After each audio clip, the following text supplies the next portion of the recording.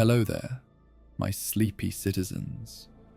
Tonight, we journey into the shadowed streets of Gotham City, where mysteries lurk and the Dark Knight stands vigilant against the forces of chaos. We bring you tales of Batman, uncovering different sides of the man behind the mask.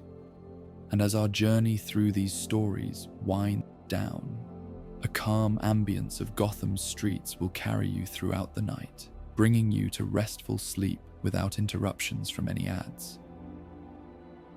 If you enjoy these tales, please be sure to give us a like, subscribe, and let me know in the comments what story you'd like to hear next. But for now, let's get cozy and step into the world of Gotham.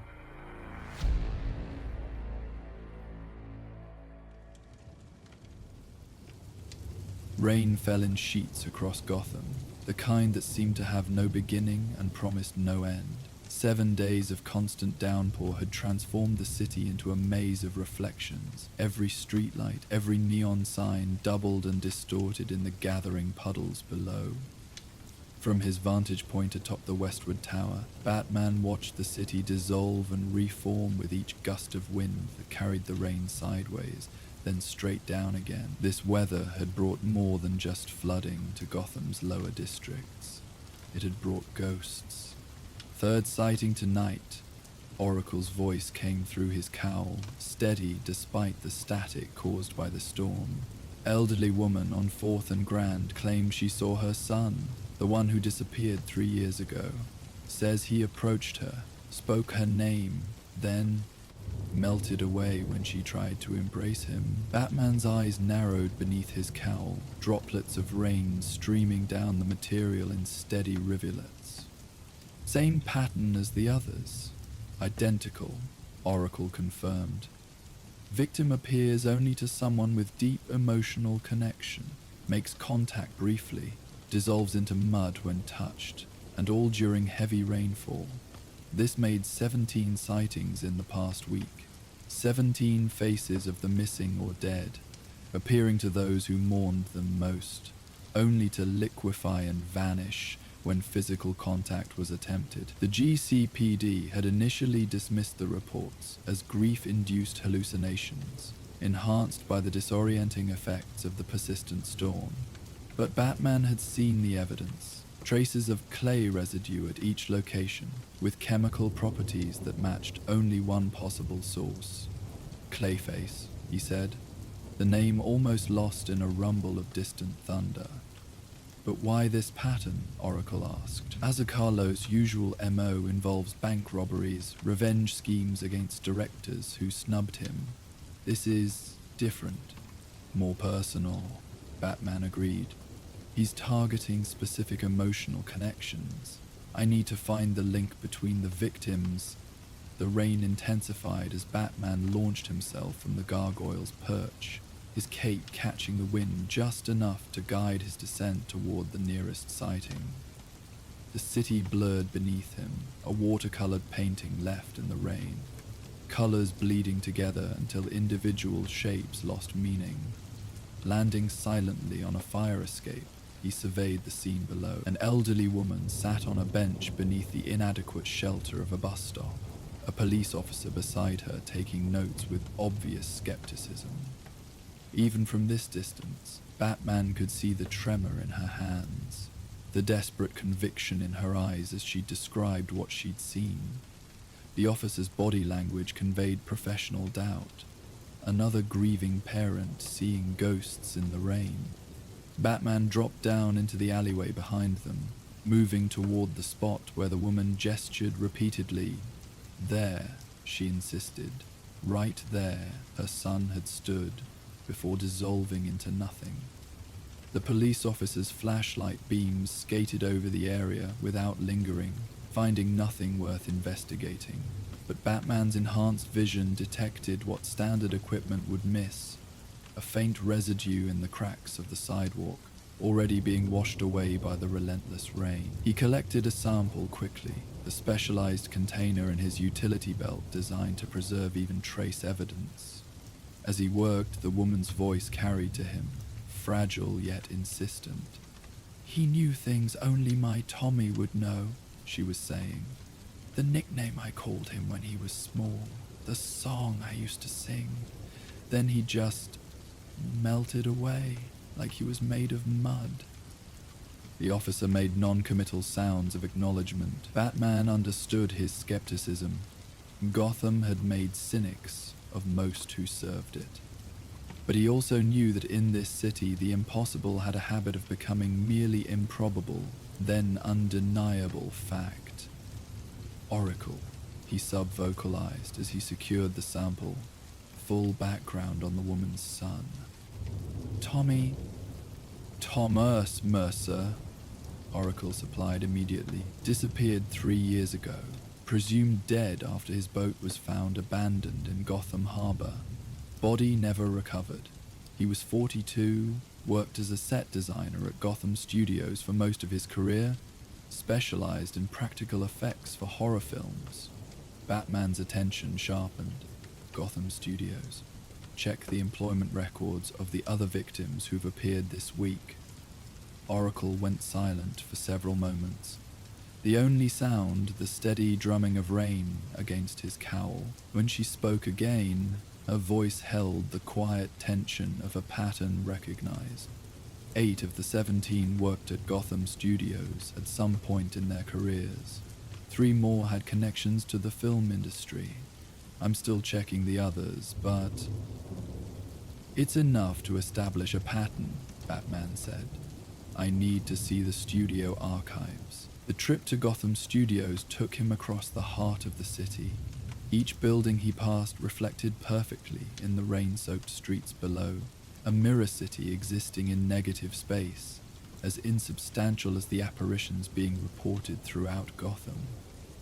The main gates of the studio complex stood closed and locked, the once bustling lot eerily silent in the downpour. Like much of Gotham's entertainment industry, the studios had seen better days, their golden age long past.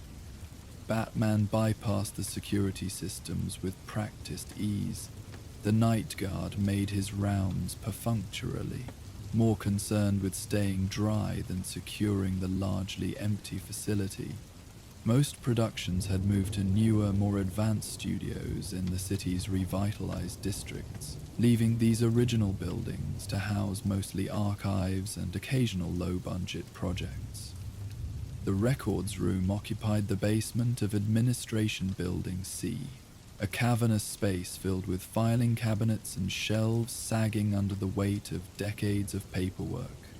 The digital age had come late to Gotham Studios, and many of its older records remained stubbornly analog. "What exactly are we looking for?" Oracle asked, as Batman began methodically examining personnel files. "Connections," he replied. "Projects where our victims might have worked together, particularly any involving Basil Carlo before his transformation into Clayface." The search required hours of patient investigation, cross-referencing names and dates across production schedules, cast lists, and crew assignments. Outside, the rain continued unabated, drumming against the high windows of the basement like impatient fingers. Occasionally, thunder would shake the building's foundations, causing dust to drift down from the ceiling onto the yellowing papers. It was nearly dawn when Batman found the first solid connection, a production called The Mirage, dated 15 years earlier.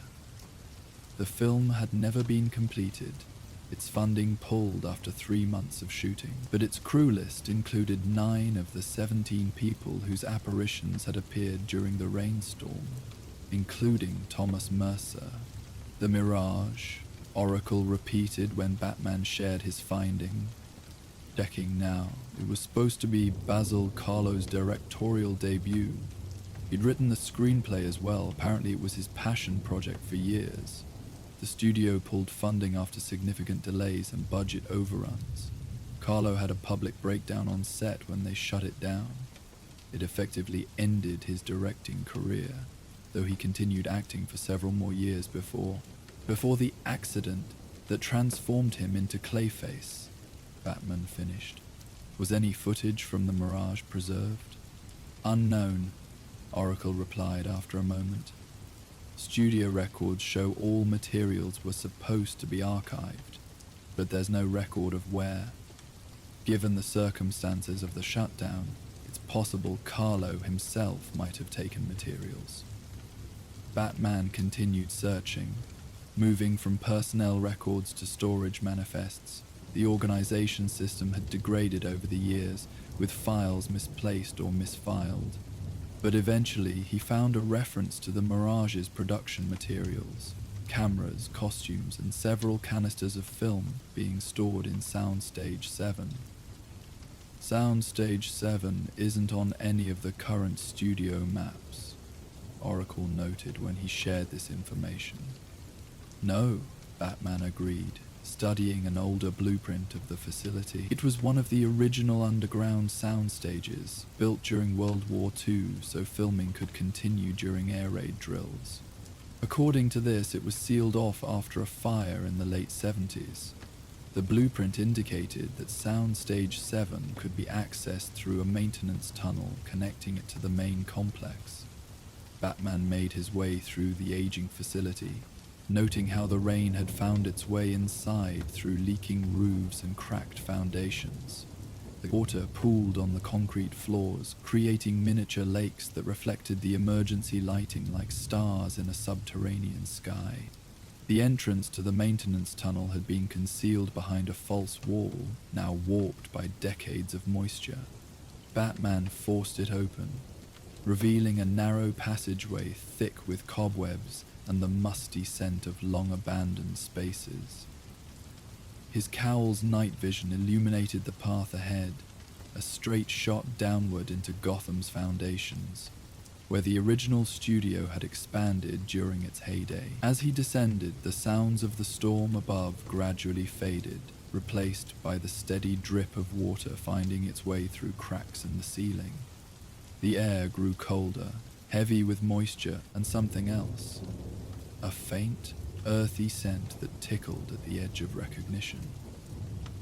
The tunnel ended at a heavy metal door, its surface mottled with rust but its hinges surprisingly well maintained. It opened with minimal resistance, revealing the cavernous space beyond. Soundstage 7 had been built on an impressive scale, designed to accommodate the most ambitious productions of its era. Now it stood in haunted silence, its vastness accentuated by the pools of standing water that covered much of the floor. Batman's cowl automatically adjusted to the dim light, revealing what remained of what must have been an elaborate set. Broken columns and crumbling facades suggested a once grand structure, perhaps a temple or palace, now reduced to ruins, both fictional and literal. The set pieces, designed to appear ancient for the camera, had actually aged during their long abandonment, the line between artifice and reality blurring with time. "I'm detecting unusual moisture levels," Oracle noted, reading data from his cowl's sensors, even accounting for the leakage from above. Batman knelt beside one of the larger puddles, careful not to make contact with the liquid. It didn't move like ordinary water. There was a viscosity to it, a subtle resistance when he passed his hand close to its surface. He extracted a testing device from his utility belt, collecting a small sample. Composition matches the residue found at the sighting locations, he confirmed after a moment. Clay particulates, suspended in water, high concentration. "He's been here," Oracle said quietly. "Recently and repeatedly." Batman moved deeper into the soundstage, stepping carefully around the pools of clay-infused water. Against the far wall stood what appeared to be a screening area, several chairs arranged before a torn projection screen. Film equipment lay scattered about, some of it broken or cannibalized for parts. But one projector stood in surprisingly good condition, as if it had been maintained while everything around it decayed. "Someone's been using this," he observed, examining the mechanism.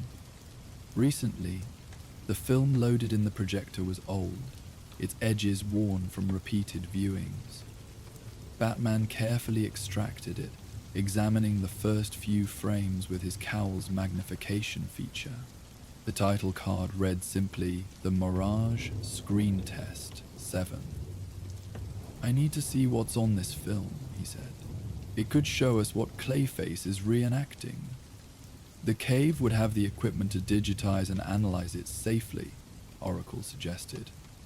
"Without risking damage to the original." Batman nodded, carefully securing the film canister. As he turned to leave, a sound caught his attention. Faint but distinct in the cavernous silence of the abandoned soundstage, a voice, barely more than a whisper, speaking words he couldn't quite distinguish.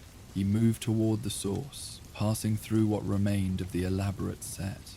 The voice grew marginally clearer. It seemed to be reciting something, the same phrases repeated with subtle variations in inflection and emphasis, an actor rehearsing lines. Beyond a partially collapsed wall, Batman found a makeshift living space, a collection of salvaged furniture arranged around a small table. Papers lay scattered across every surface, handwritten notes and dialogue excerpts, and on the table's center, a leather-bound script, its cover worn by frequent handling. "The Mirage," the faded lettering proclaimed. "Final draft." The voice had stopped. Batman scanned the area with every detection mode in his cowl, but found no heat signatures, no movement, nothing to suggest anyone had been there moments earlier. Yet the sense of recent presence was undeniable. One of the pages still moved slightly, as if disturbed by someone's breath. "He knows we're here," Batman said quietly, "but he's not ready to reveal himself yet." "Like he's following a script," Oracle suggested, "waiting for the right moment." Batman gathered the handwritten notes and the screenplay, adding them to his collection of evidence. As he did, water began to pool more rapidly around his feet, flowing from somewhere deeper in the soundstage. The clay content was higher here.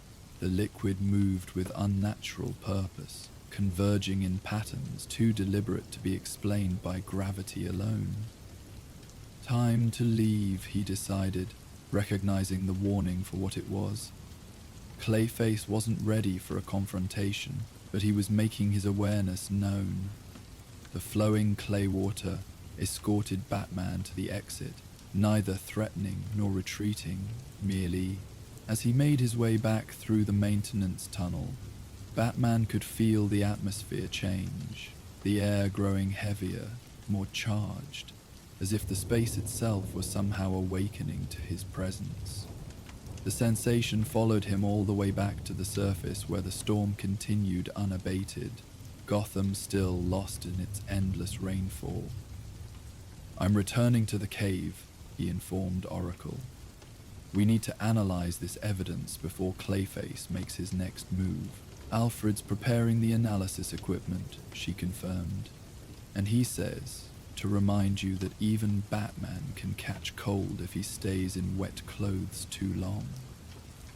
The ghost of a smile crossed Batman's face as he made his way to where the Batmobile waited, its black surface sheened with rain. Some constants remained, even in a city where the dead walked in the rain and dissolved at a loved one's touch. Alfred's concern was an anchor in the shifting reality that Clayface had created, a reminder that beneath the cowl Bruce Wayne remained human, with all the vulnerabilities that entailed. The drive back to Wayne Manor passed through flooded streets, and neighborhoods where residents watched the rain with increasing unease. 7 days of constant downpour had begun to feel unnatural, even by Gotham's standards. The forecasters had no explanation for the weather system that seemed locked in place over the city, dumping water without pause or diminishment. On the car's secure channel, Oracle updated him on developments. 2 more sightings while you were investigating. Both victims were previously connected to Gotham Studios, and Renee Montoya has been assigned to head a task force on the disappearances. Apparently, Commissioner Gordon is starting to take the reports seriously. "Montoya's good," Batman acknowledged. She'll follow the evidence where it leads. We should coordinate with her discreetly. Already arranged, Oracle assured him. She'll find a detailed anonymous tip about clay residue waiting on her desk this morning. The Batmobile entered the hidden tunnel leading to the cave, the sound of rain finally fading as thick rock replaced open sky above. As the platform rotated to its resting position, Batman could see Alfred waiting, his proper posture somehow conveying both patience and gentle reproof. "A productive night, I trust, sir?" the butler inquired as Batman exited the vehicle, carrying his collected evidence. "Potentially," Batman replied, removing his cowl. The transformation from Batman to Bruce Wayne was subtle in this environment. The persona never entirely vanished within the cave's confines, but Alfred had always been attuned to the nuances of his charge's dual existence. "Then perhaps it was worth the pneumonia you seem determined to contract," Alfred observed dryly, eyeing the waterlogged suit. "I've prepared the analysis stations and taken the liberty of laying out dry clothes.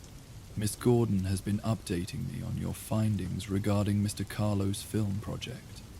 Bruce changed quickly while Alfred began the delicate process of preparing the aged film for digital scanning. The equipment in the cave was state-of-the-art, capable of handling even the most degraded materials, with minimal risk of further damage. "The film appears remarkably well preserved, considering its age and storage conditions," Alfred noted as he worked, "almost as if someone has been caring for it." "Clayface," Bruce confirmed, now dressed in simple training clothes. "He's been using the abandoned soundstage as some kind of base. The question is why now, after all these years, he's focused on the cast and crew of the Mirage." "Perhaps the answer lies in the script itself," Alfred suggested, gesturing to where the leather-bound screenplay lay waiting. Bruce opened it carefully, mindful of the worn binding. The pages inside were filled with handwritten notes in addition to the typed screenplay. Carlo's own thoughts and directions scribbled in margins and between lines of dialogue. The script itself told the story of a man who could create lifelike illusions of lost loved ones when it rained, using this ability first to help people find closure, then gradually exploiting their grief for his own purposes. "The parallels are obvious," Bruce said after reading several pages. "Gallows blurring the line between his screenplay and reality, using his Clayface abilities to recreate the film that was taken from him." "But why target the original crew?" Alfred wondered. "Revenge seems the obvious motive, yet the reports suggest these apparitions aren't attacking their loved ones, merely appearing briefly before dissolving." "That's what doesn't fit the revenge pattern," Bruce agreed. "He's not harming them physically. It's almost as if he's auditioning them." Alfred finished the thought. "Testing their reactions for some larger purpose." The film scanning had completed, the footage now playing on one of the cave's massive screens. The quality was grainy, the color faded to near monochrome, but the images were clear enough. A screen test, showing various actors performing the same scene from different angles. In each version, a figure made of what appeared to be quicksilver would form from a puddle, taking the shape of whatever person the scene's subject most longed to see. His inspiration, Bruce observed. Carlo was attempting practical effects for these transformations. Now he can perform them for real. Life imitating art in the most literal sense, Alfred agreed. But the film doesn't explain what happens to the people after the apparitions appear. Are they simply being frightened, or is there something more sinister at work? Bruce turned his attention to the chemical analysis running on the clay samples. "There's something unusual about the composition," he noted, studying the results. "The clay contains organic compounds typically found in human tissue." "Good heavens," Alfred murmured. "You don't suppose he's incorporating actual people into his clay form?" "It's possible," Bruce acknowledged grimly. Clayface abilities have evolved since his transformation. He may be able to absorb organic material into his mass now. The implications were disturbing. If Clayface was somehow absorbing his victims, using their memories and physical characteristics to create more convincing apparitions for their loved ones, then the 17 sightings likely represented 17 victims. We need to find a pattern in the order he's targeting them, Bruce decided. The screenplay might give us clues about his intended sequence. They spent the next several hours analyzing both the screenplay and the production notes Bruce had gathered from the soundstage. The story of the Mirage followed a specific progression. The main character, an effects artist named Marcus Gray, first created apparitions of those whose deaths had been accidental or natural, gradually working his way toward recreating victims of violence. In the screenplay's climax, Gray attempted to create an apparition of his own wife, who had been murdered, only to discover that his power could temporarily make her corporeal again, but only during the most severe storms. The weather isn't coincidental, Bruce realized. Carlo needs the rain for his plan to work, whatever that final stage is. And given Gotham's current deluge, conditions seem ideal for his purposes, Alfred added. The meteorological services are at a loss to explain the persistent storm system. 7 days without break is unprecedented. Bruce's attention shifted to a detail in the screenplay's final act. According to this, Gray needed a specific location for the ritual that would bring his wife back, the place where filming of the pivotal storm scene was to occur. Does it specify where that might be? Alfred asked. Only that it needed to be somewhere water and stone met with significant force, Bruce replied, scanning the text. In the screenplay, they constructed an artificial grotto on the soundstage, with water pumped in to create a perpetual downpour. Perhaps Mr. Carlo has found a more genuine location for his reenactment, Alfred suggested.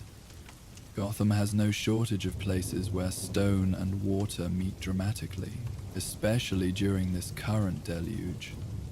Bruce nodded, his mind already cataloguing possibilities. The old water treatment plant on the East River, the foundation structures of the abandoned Trigate Bridge project, the Greystone Cemetery with its system of drainage channels.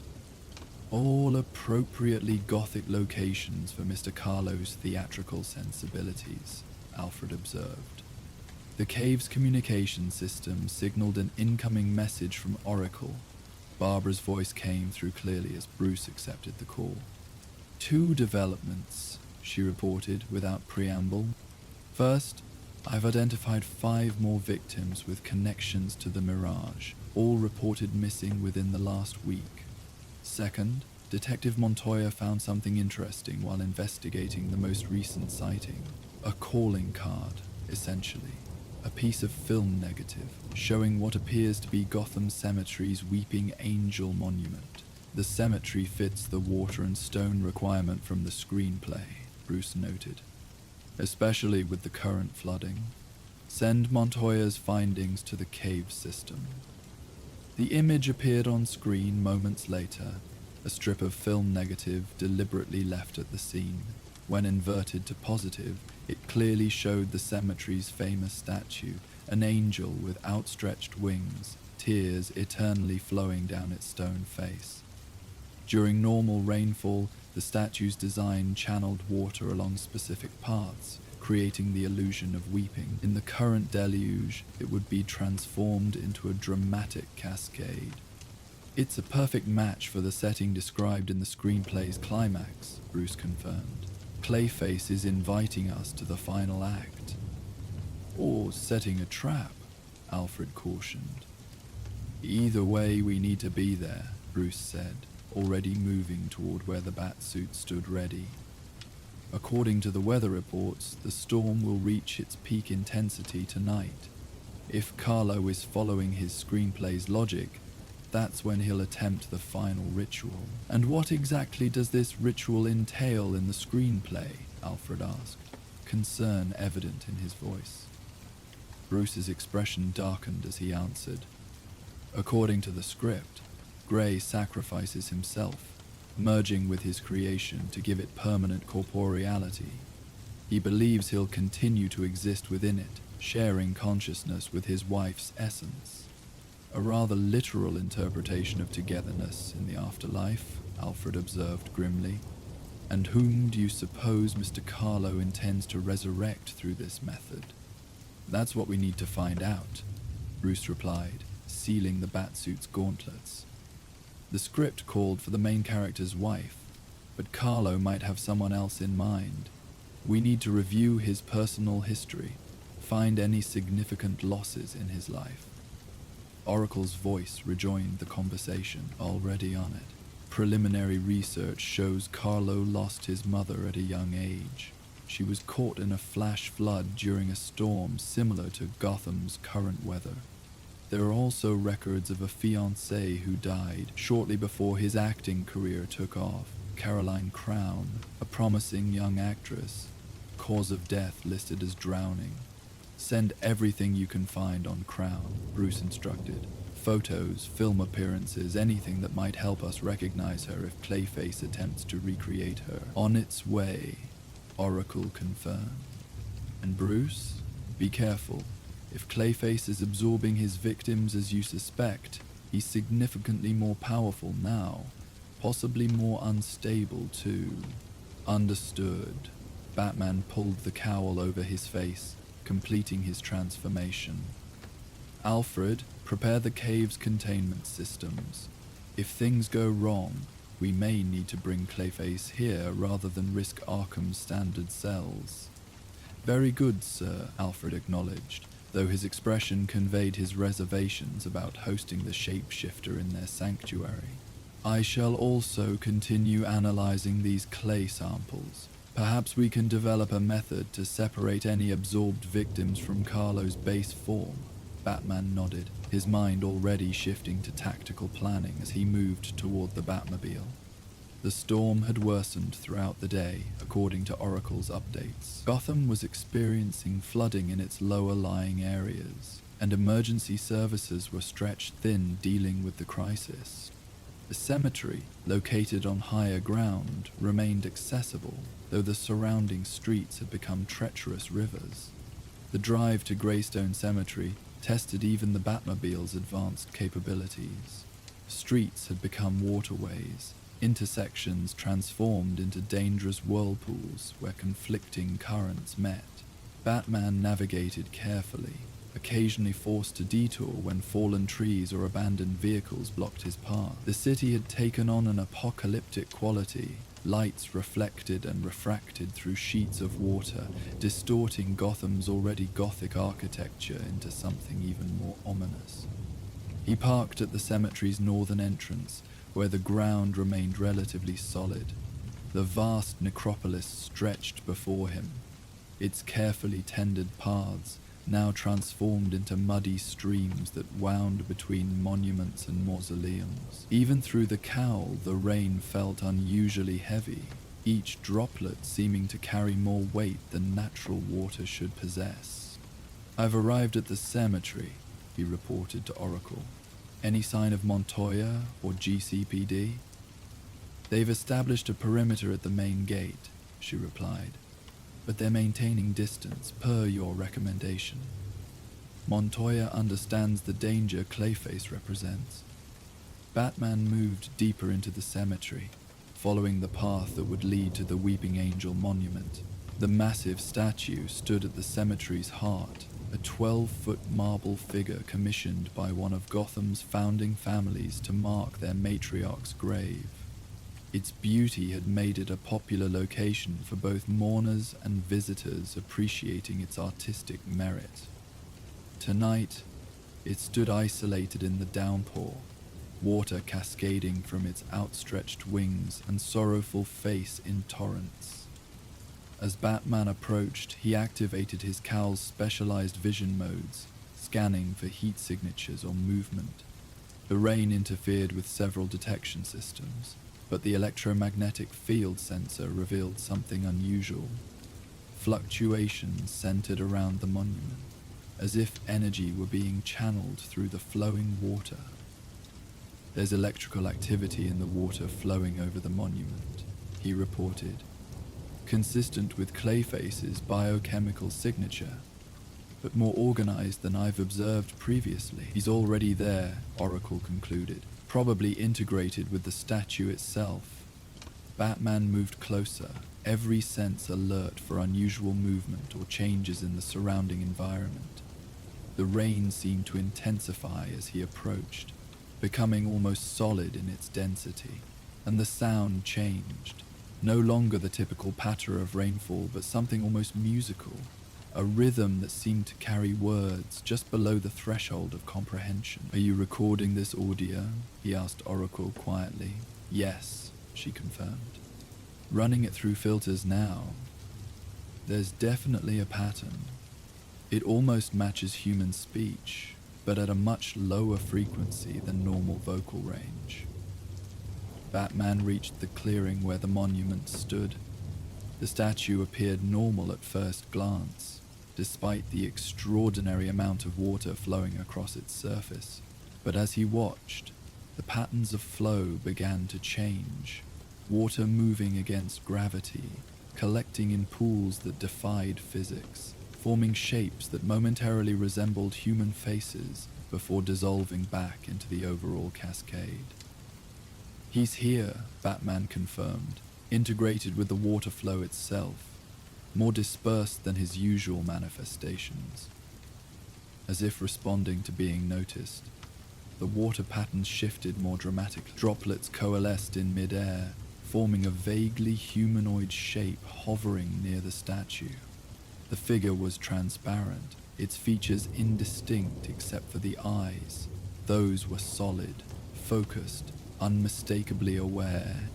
"You came," the watery figure said, its voice distorted as if speaking through a faulty sound system. "I knew you would understand the invitation."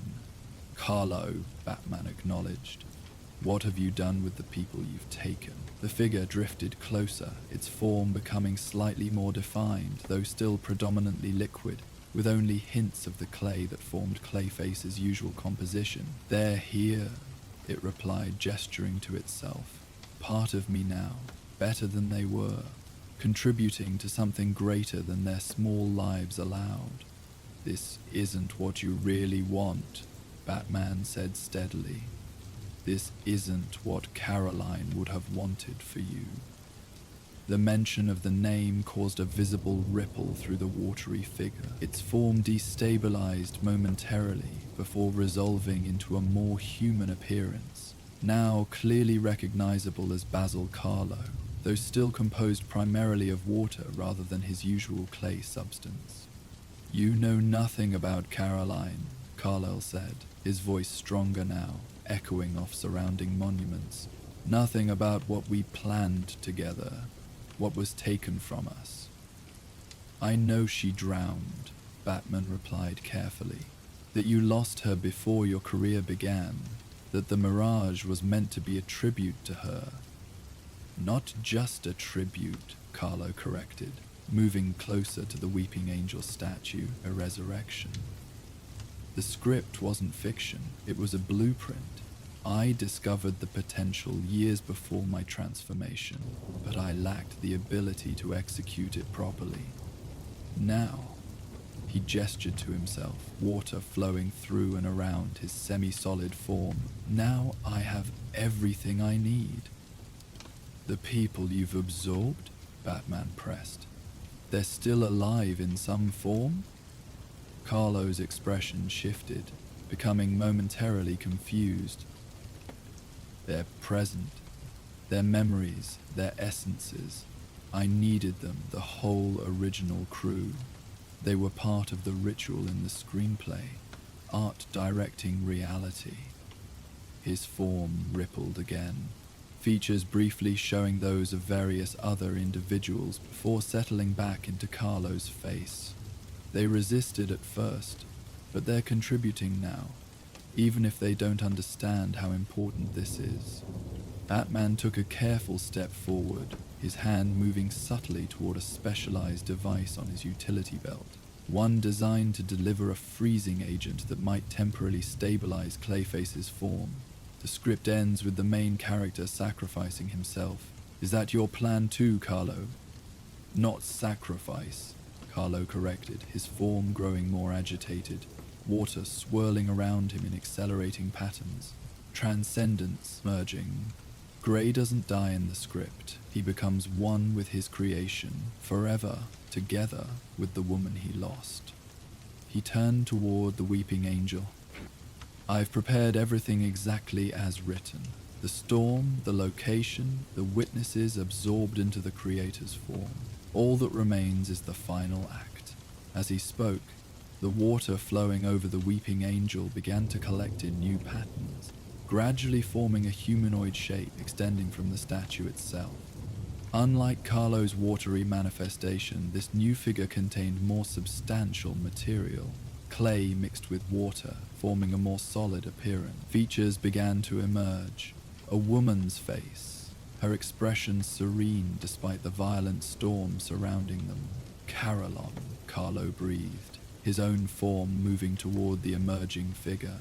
After all these years, Batman recognized the face from the photographs Oracle had sent. Carolon Crown, as she had appeared 15 years ago, now recreated in living clay, but there was something wrong about the manifestation. It seemed to pulse with conflicting energies, as if multiple consciousness were fighting for control within the form. Carolo, stop, Batman urged. That's not just Caroline you're creating. The people you've absorbed, their consciousnesses are being pulled into the manifestation too. You're creating a composite entity, not resurrecting Crown. No! Carlo's denial came with a surge of power that sent a wave of water outward, nearly knocking Batman off his feet. It's her! I've calculated everything perfectly! But the evidence before them suggested otherwise. The figure extending from the statue continued to form, but its features kept shifting. Caroline's face one moment, then transforming into others, expressions of confusion and fear replacing the serenity Carlo had initially crafted. The form was unstable, multiple personalities clearly fighting for dominance within the clay-water mixture. You're losing control, Batman observed, bracing himself against the increasingly violent water currents surrounding them. Your absorbed victims are asserting themselves within the creation. Let them go, Carlo, before you lose yourself completely. I just need more power, Carlo insisted, his own form beginning to destabilize as he poured more energy into the manifestation emerging from the statue. More of myself. Batman could see where this was heading. Carlo was preparing to merge entirely with his creation, just as the screenplay had dictated. But unlike the fictional happy ending, this union would create something unstable and dangerous. A composite entity containing multiple absorbed consciousnesses, powered by Clayface's meta-human abilities and driven by conflicting desires. Oracle, he sub-vocalized urgently. The electromagnetic disruption pattern, does it have a central point? Yes, she confirmed after a moment. The base of the statue. There's a power concentration there, unlike the rest of the formation. Batman moved carefully around the clearing, positioning himself to approach the statue from behind, while Carlo remained fixated on the forming apparition of Caroline. The rain had become almost solid now, a wall of water that made movement difficult and visibility poor, but his cowl's enhanced vision could still detect the energy patterns Oracle had identified, a nexus point where Clayface's power was anchored to the physical world. Carlo was now fully engaged with his creation, his watery form beginning to merge with the more substantial clay figure extending from the statue. Carlo, he kept repeating, we'll be together again, just as I promised, just as I wrote, Batman reached the statue's base, finding what he was looking for, a small device embedded in the stone, glowing with an unearthly light, despite the torrential water flowing over it. Some kind of amplifier or focus for Clayface's powers, likely created from technology stolen from one of Gotham's many research facilities. "I've found the power source," he reported to Oracle. "Some kind of biomechanical amplifier.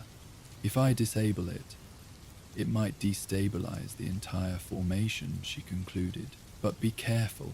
The energy readings suggest a massive discharge if it's disrupted improperly." Batman removed a specialized tool from his utility belt, designed for the delicate disassembly of unstable devices.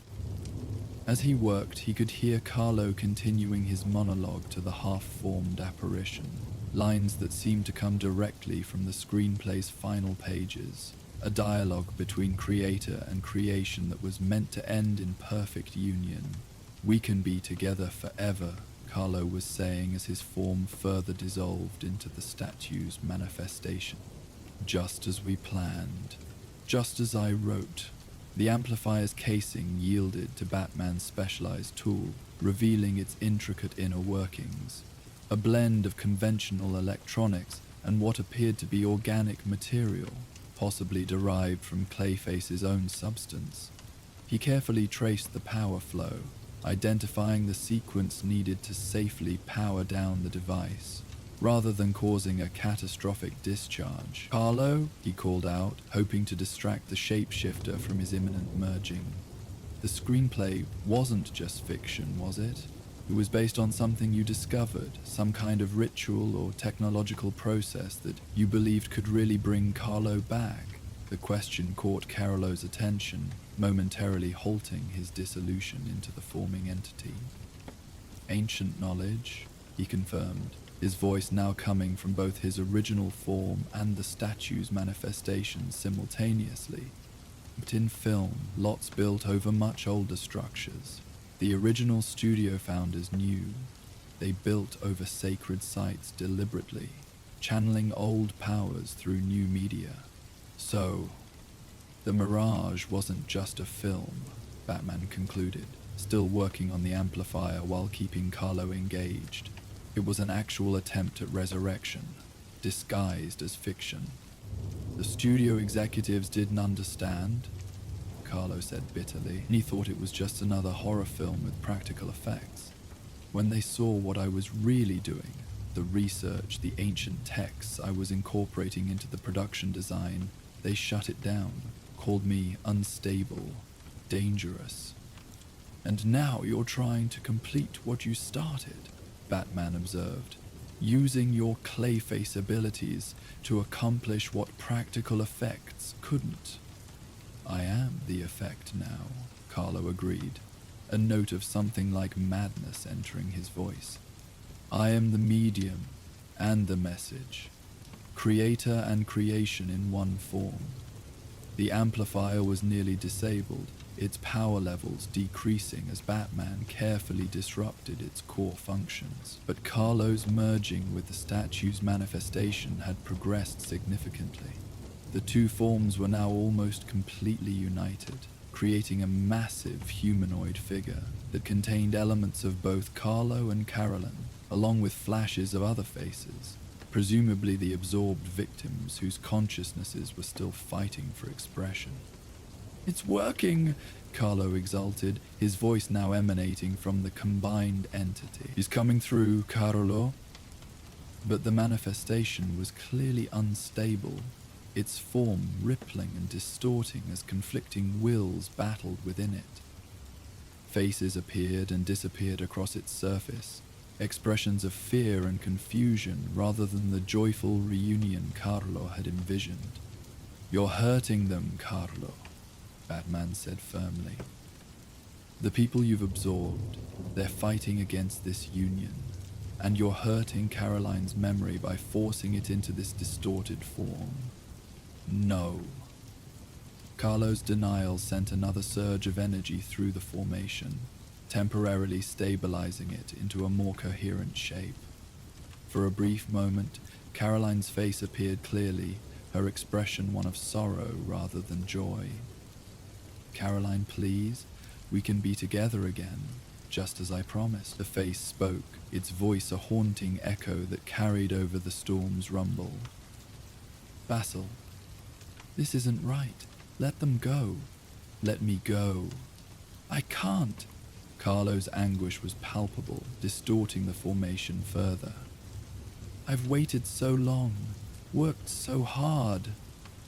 "Sometimes," the Caroline face said gently, "the best tribute to love is letting go." Batman completed his work on the amplifier, powering it down in a controlled sequence. As the device's glow faded, the massive clay water formation began to lose cohesion, its energies no longer focused by the technology Carlo had created. "No!" Carlo's cry tore through the night as his carefully constructed ritual collapsed. The combined entity began to separate, clay and water dividing as the amplifier's power faded. From the dissolving mass, human forms began to emerge. The absorbed victims, their bodies reforming as they were expelled from Clayface's unstable composition. Batman moved quickly, helping the disoriented victims away from the increasingly erratic clay formation. Some were barely conscious, others confused but mobile. "Get clear of the statue," he directed them, guiding the group towards the cemetery's edge, where GCPD officers waited. At the monument, what remained of Carlo's form was undergoing a final transformation. Without the amplifier's focusing power, he couldn't maintain the complex merged state he'd been attempting. His body reverted to its more typical clay composition, though still unstable, rippling with uncontrolled transformations as emotional turmoil disrupted his usual control. "You destroyed everything," he accused Batman, his voice shifting between his own and echoes of others he had absorbed. "My one chance to be with her again." "No, Carlo," Batman replied steadily. "I saved you from losing yourself completely. What you were creating wasn't Caroline. It was a distortion, a composite entity that would have eventually torn itself apart from the conflicting consciousnesses trapped within it."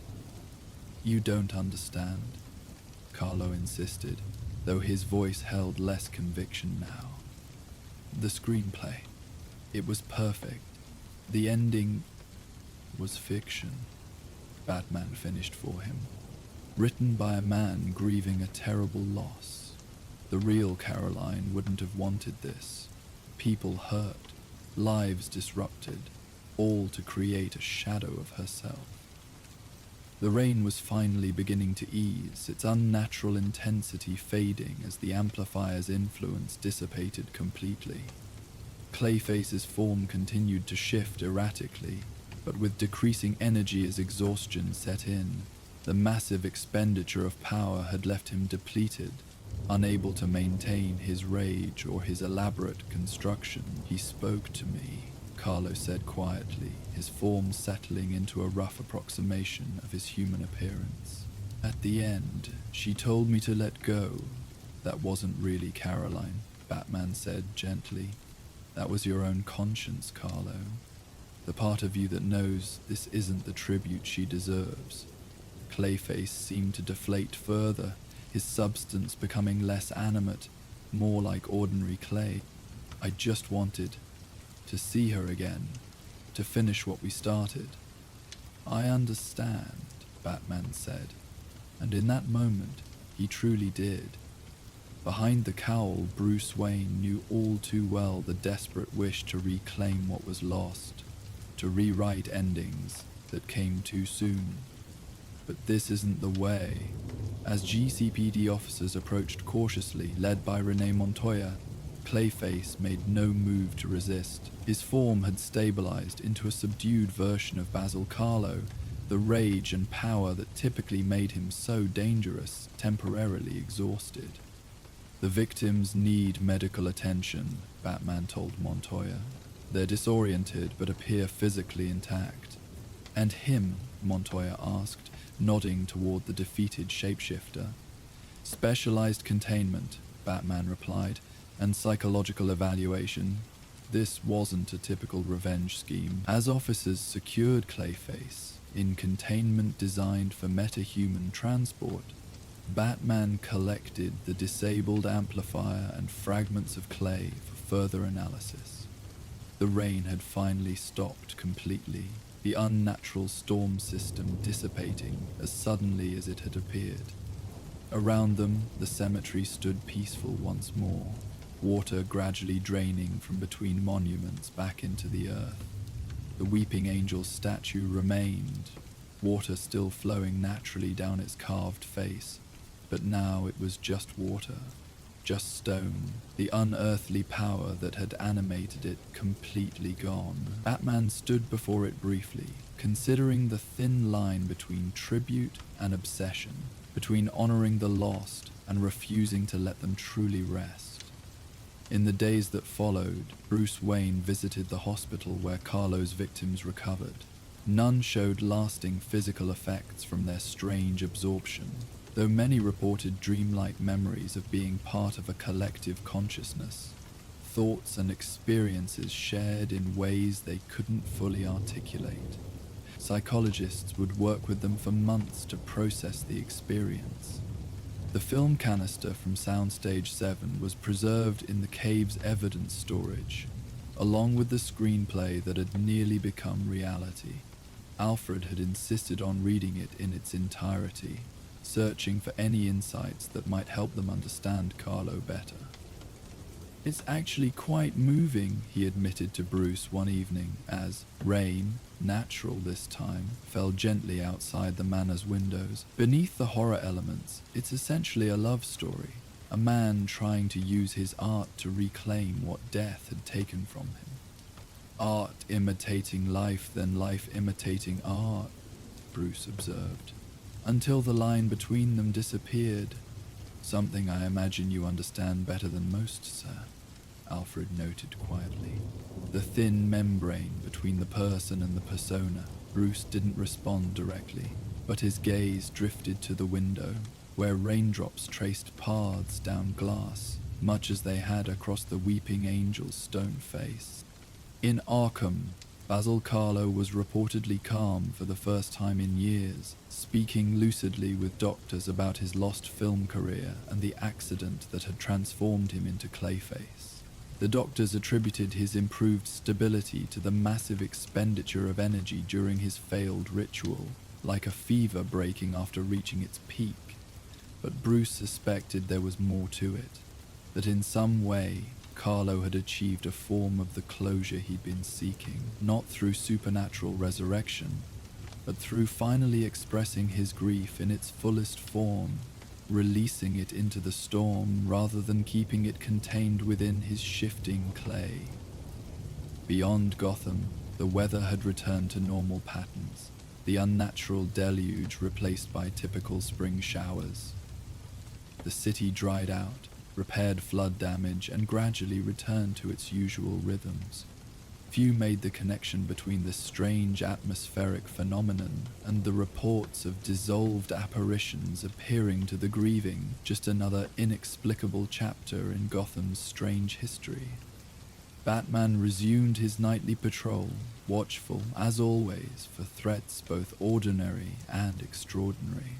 But sometimes, when rain fell particularly heavily over certain parts of the city, he would find himself pausing momentarily beside gargoyles that seemed to weep in the downpour, their stone faces channeling water in patterns that almost resembled human tears. In those moments, he understood something about Basil Carlo that transcended the usual boundaries between protector and adversary. The universal human desire to reshape reality around the absences that defined us. To find form for what was formless, to capture echoes of voices the world would never hear again.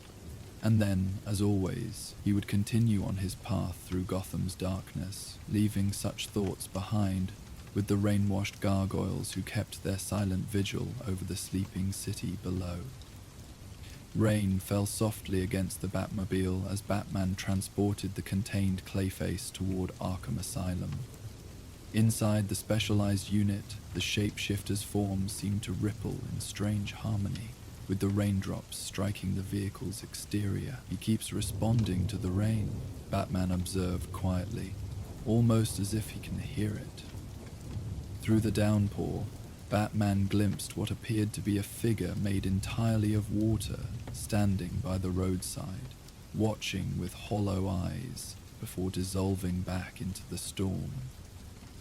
In the containment unit, Clayface's churning mass briefly formed an unfamiliar face, ancient and undefined.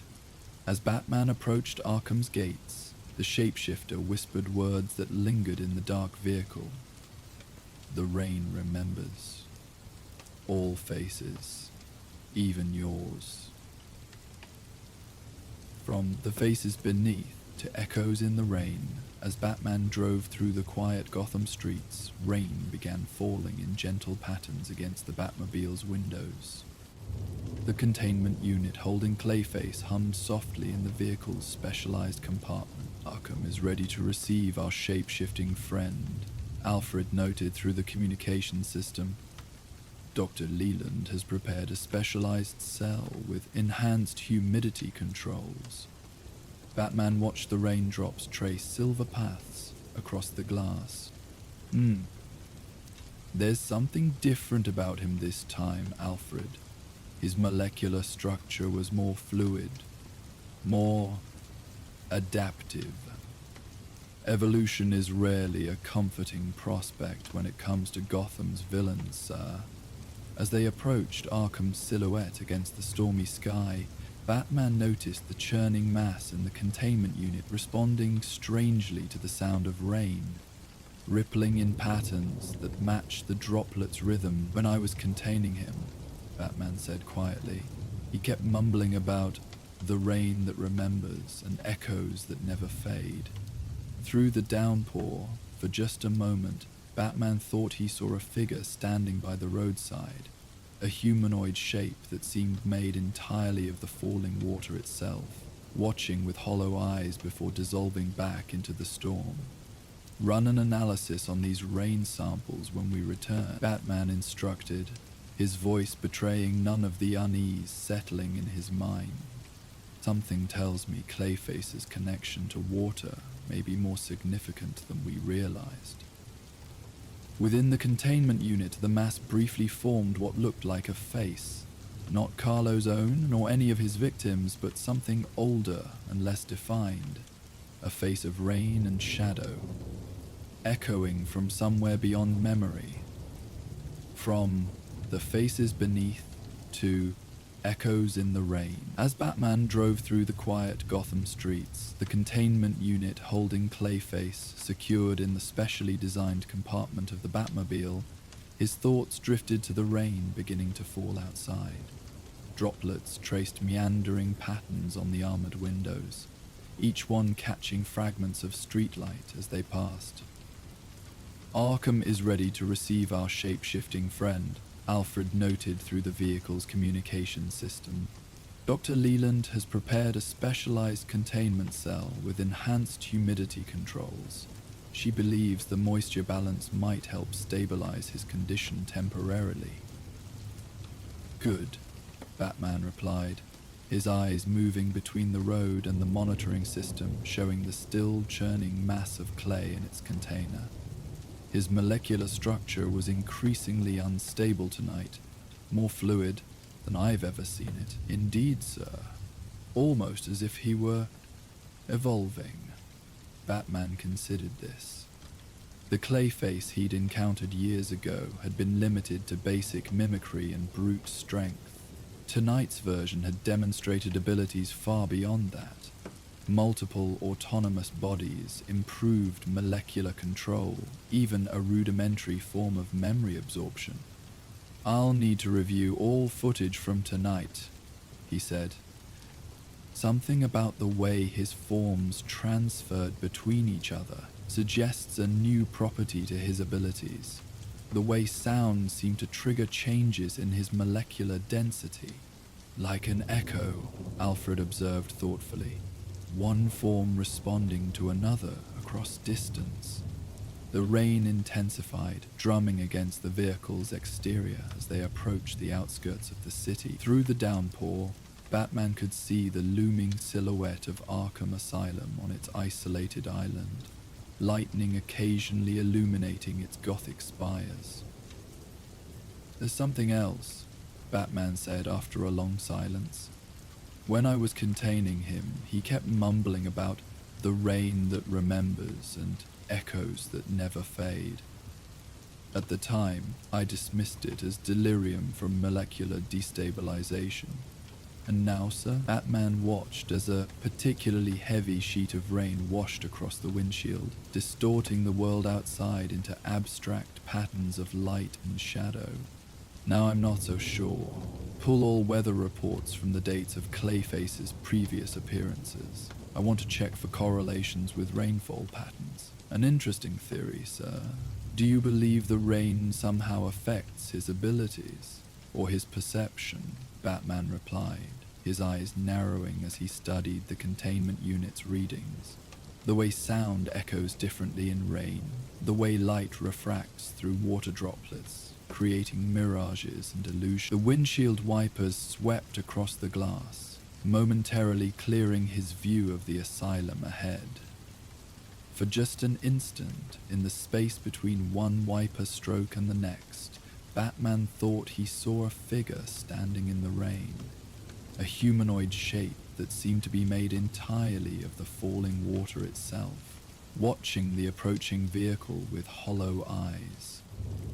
And then it was gone, dissolved back into the storm as quickly as it had appeared.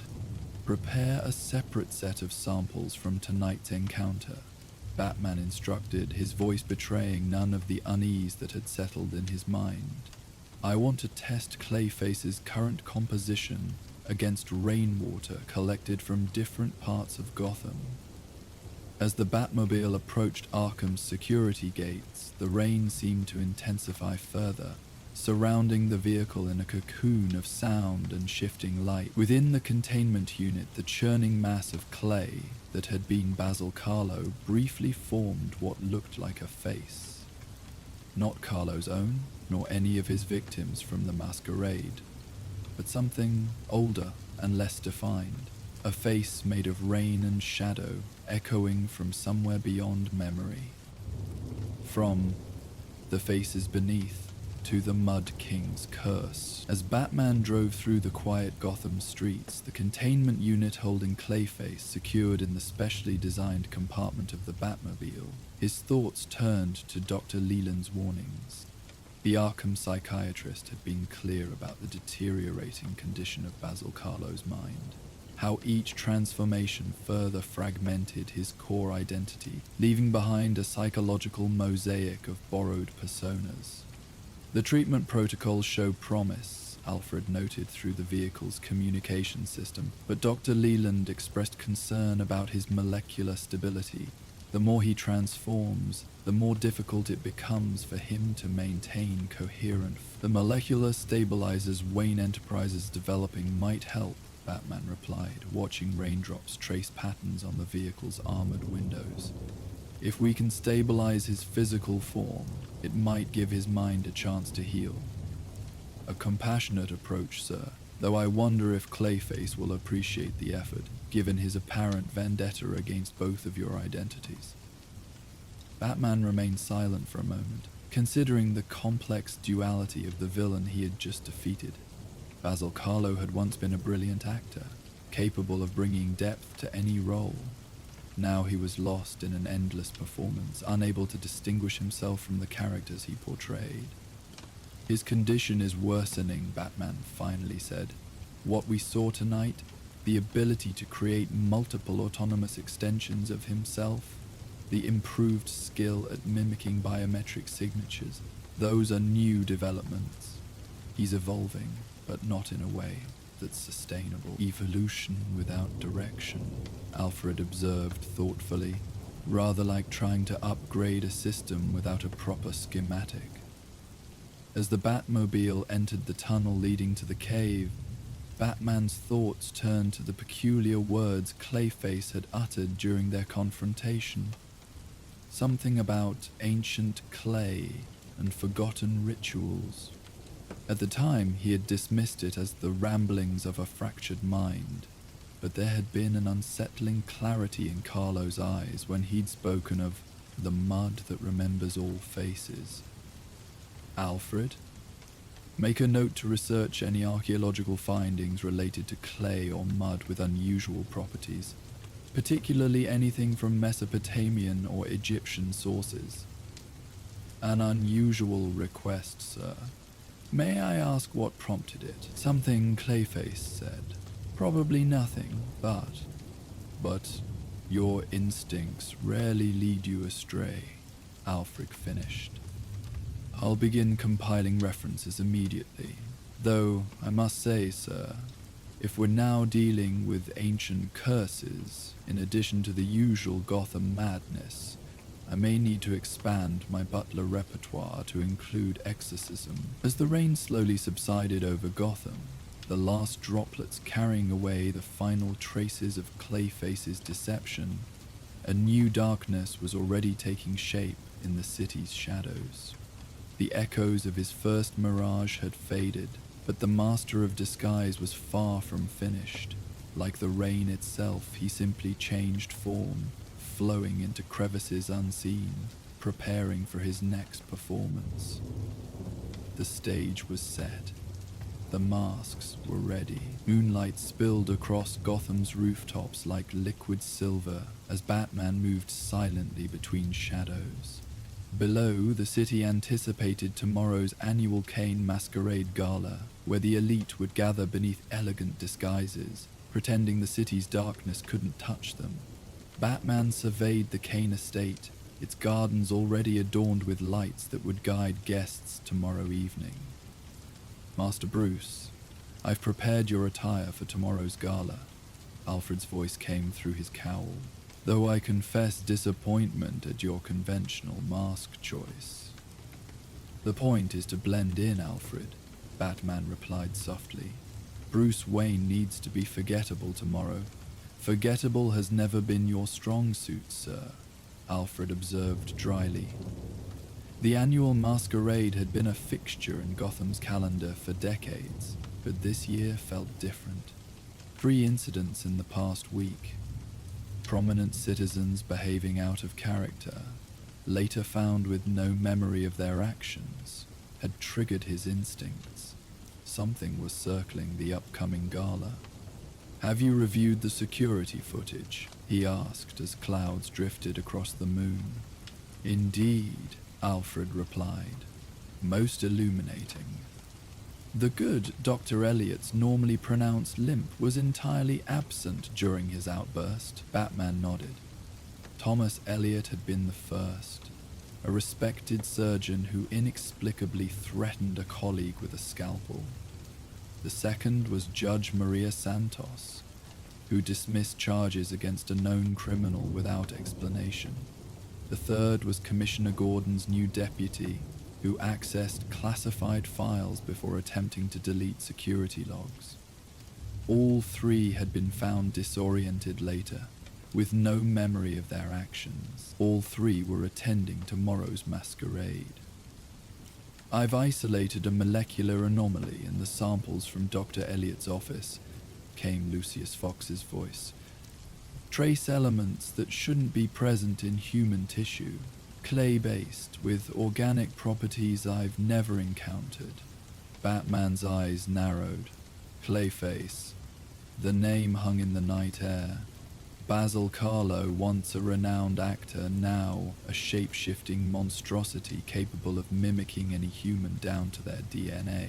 It would explain the behavioral inconsistencies, Alfred noted, and the memory gaps, but not the purpose, Batman countered, moving toward his hidden vehicle.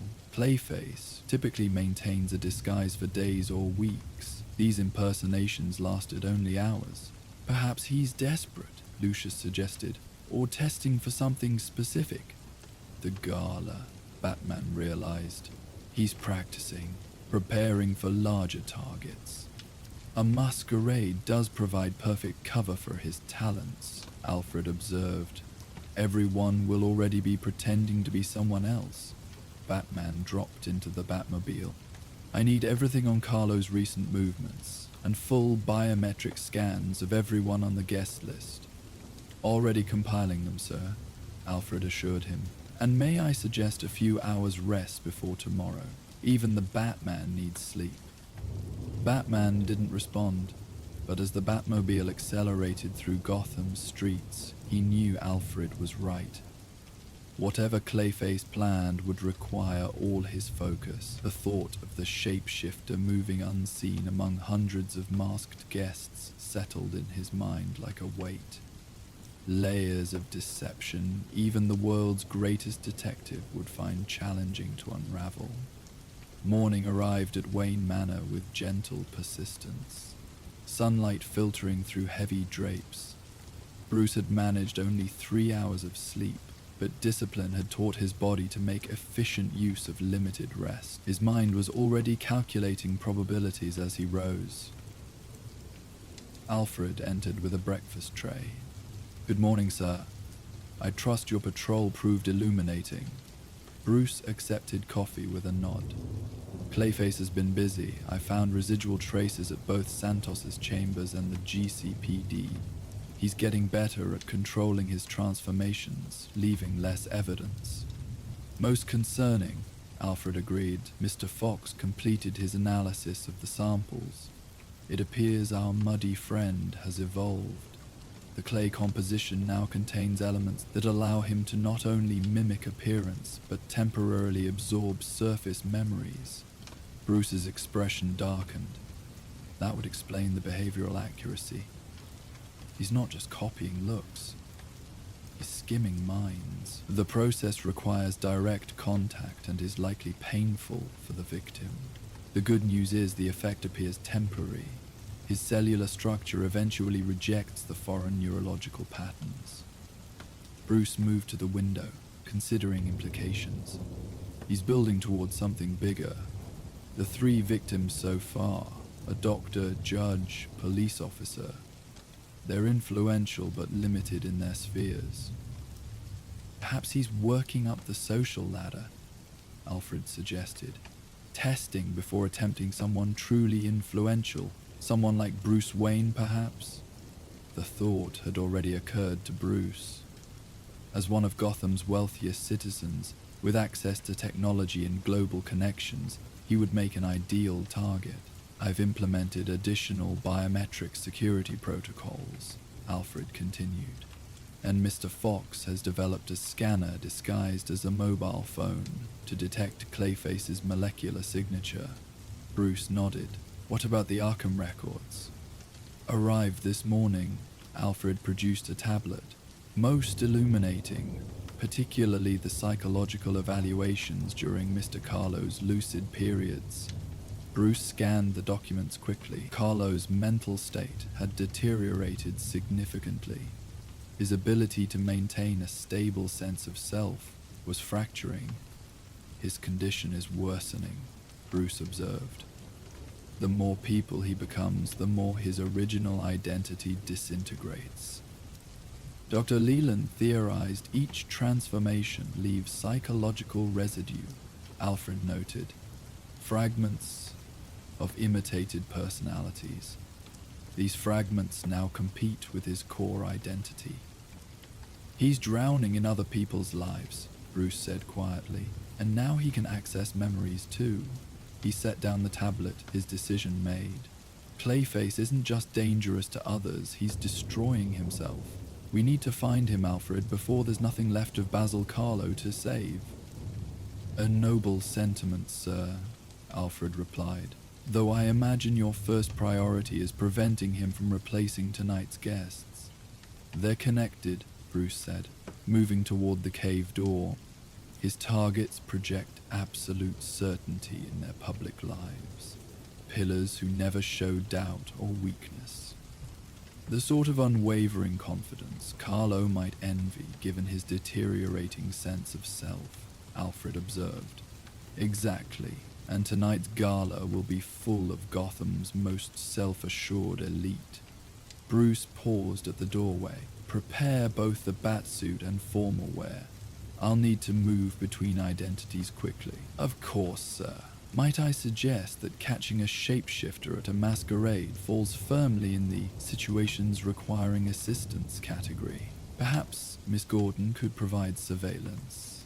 Bruce nodded. Contact Barbara and see if Lucius can attend personally. His scanner technology might detect things mine would miss. Very good, sir. I shall make arrangements while you brood productively in the cave. The faint humor in Alfred's voice wasn't lost on Bruce, but his mind was already racing ahead. As he descended into the Batcave, screens automatically illuminated guest lists, architectural layouts, security protocols, and Carlo's psychological profile. Somewhere in that data was the pattern revealing Clayface's true target.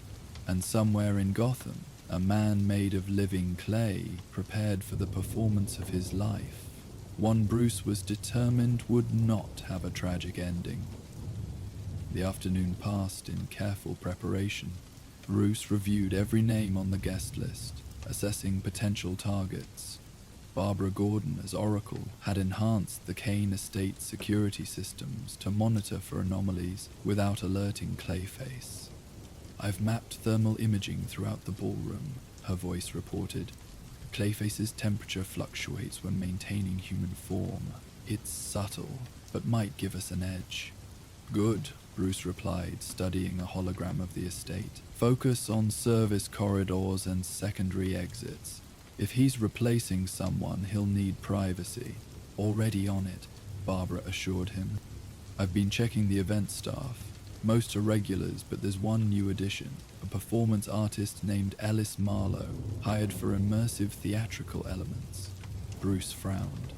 That wasn't on the original program. Last-minute addition, apparently. Recommended by one of the Kane Foundation board members, Dr. Thomas Elliott. Our first victim, Bruce noted. The connection clear. Clayface could have implanted the suggestion while impersonating him. What do we know about Marlowe? Almost nothing, Barbara replied, frustration evident. Social media accounts created 3 months ago, a basic website and a business address at an abandoned theater. A cover identity, Bruce concluded. What kind of performance is Marlowe providing? Living statues, performers painted to look like classical sculptures who stand perfectly still until they interact with guests in choreographed moments. Perfect camouflage.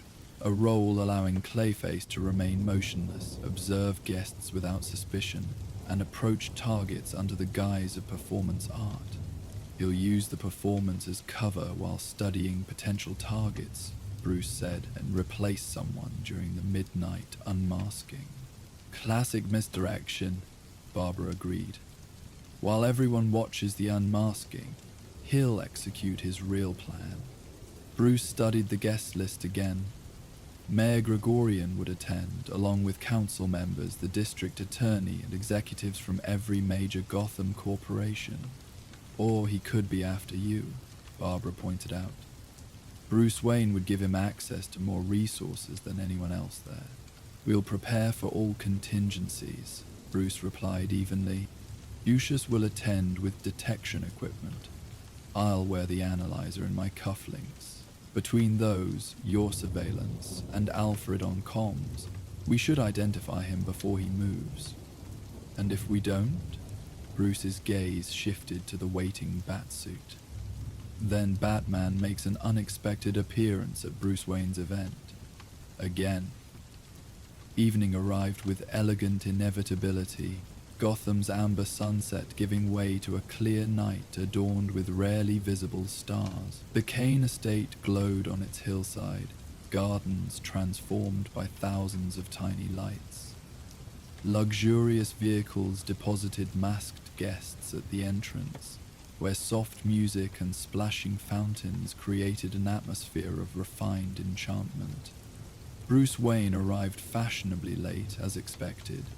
His midnight blue tuxedo was impeccably tailored, his simple domino mask just elaborate enough to satisfy requirements, while leaving his famous features recognizable. "Quite the gathering," Lucius Fox commented as he joined Bruce. His own mask featured delicate gold circuitry patterns. "I count 3 Supreme Court justices, the governor, and enough corporate influence to reshape Gotham twice over." Bruce nodded, accepting champagne he wouldn't drink. "Any readings?" Lucius touched his bow tie discreetly. "Nothing conclusive yet. Too many bodies and too small a space. Our performer friend has made quite an impression, though. The living statue in the East Garden has everyone talking." Bruce's gaze shifted in that direction, where guests had gathered in a semicircle. At the center stood what appeared to be a classical sculpture of Hermes, rendered in perfect white marble, except this Hermes occasionally shifted position when no one was looking directly at him. "Impressive technique," Bruce commented, his casual tone belying his scrutiny. "You're certain that's Marlowe?" "According to the staff coordinator," Lucius confirmed. "There should be 4 more statues placed throughout the estate." Bruce continued his seemingly casual circuit of the room while cataloging every detail. Oracle's voice came through his nearly invisible earpiece. "All security systems functioning normally. No unauthorized entries or exits. I'm tracking thermal signatures, but nothing flagged yet." "The night is young," Alfred's voice added from the manor. "Mother, my friend, has always had a flair for the dramatic." Bruce moved through the crowded ballroom, exchanging brief pleasantries while his cufflinks silently scanned each person. As he navigated toward the garden to observe Marlowe more closely, he felt a light touch on his arm. Turning, he found himself facing a woman in an elaborate peacock mask. "Bruce Wayne," she said, her voice carrying amusement, "who was watching from the edges even at a party." It took him only a moment to recognize Mayor Gregorian. "Madame Mayor, enjoying the festivities?" "Immensely, though I wonder if you ever do." Her eyes studied him with unexpected shrewdness. 20 years attending this gala, and I've never seen you dance once." Bruce maintained his casual demeanor, while his cufflinks confirmed the mayor's biometrics matched her known profile. "Perhaps I'm waiting for the right partner.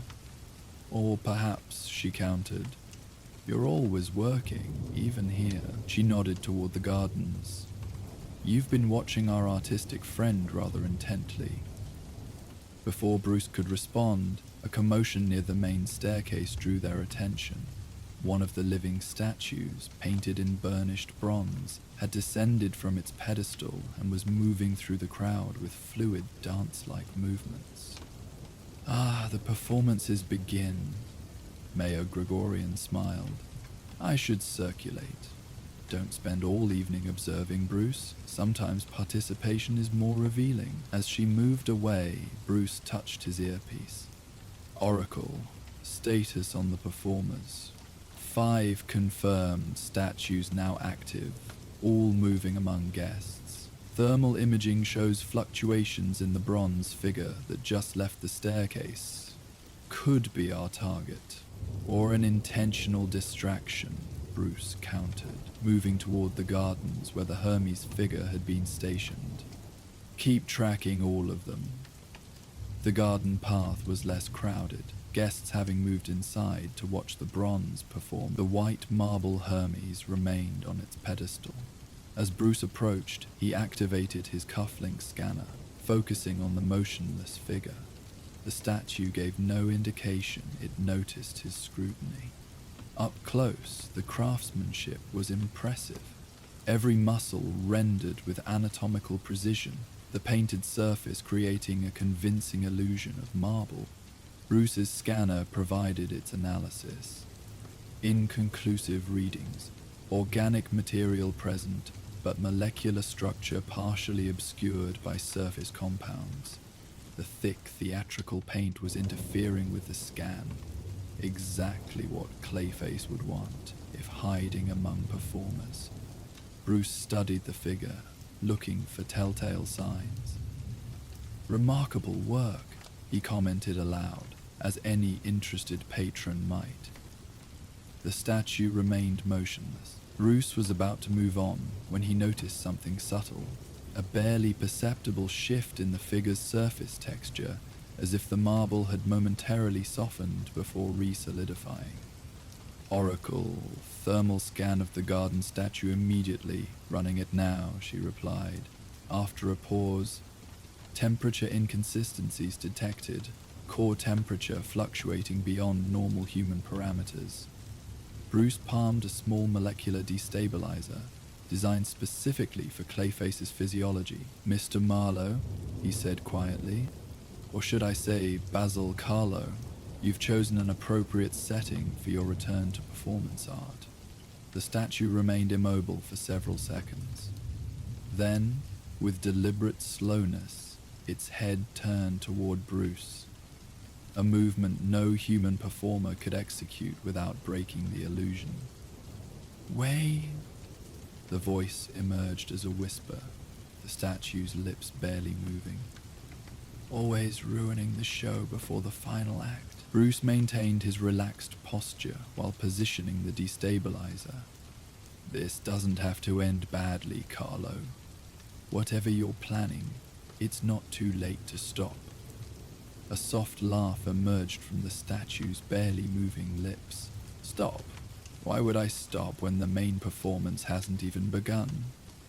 Its eyes, previously blank white, suddenly developed pupils, focusing on Bruce. Besides, you're making a fundamental assumption about who's beneath this pretty white surface. Bruce felt uncertainty. Explain.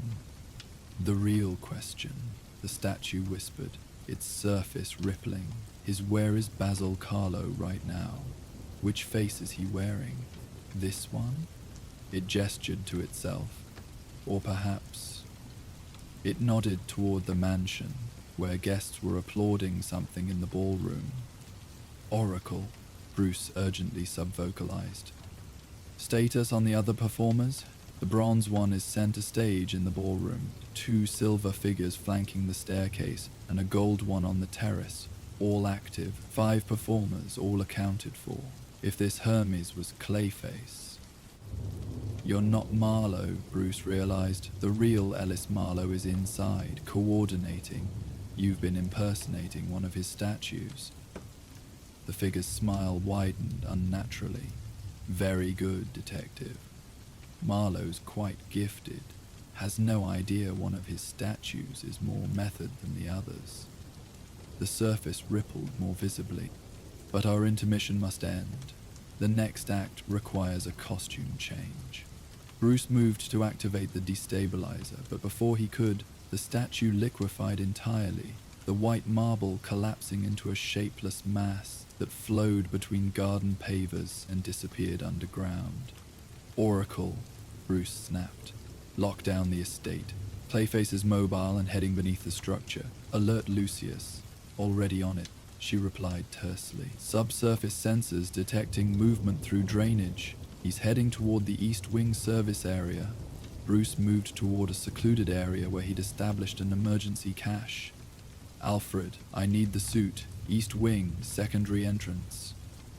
En route, sir, came the immediate reply. 3 minutes.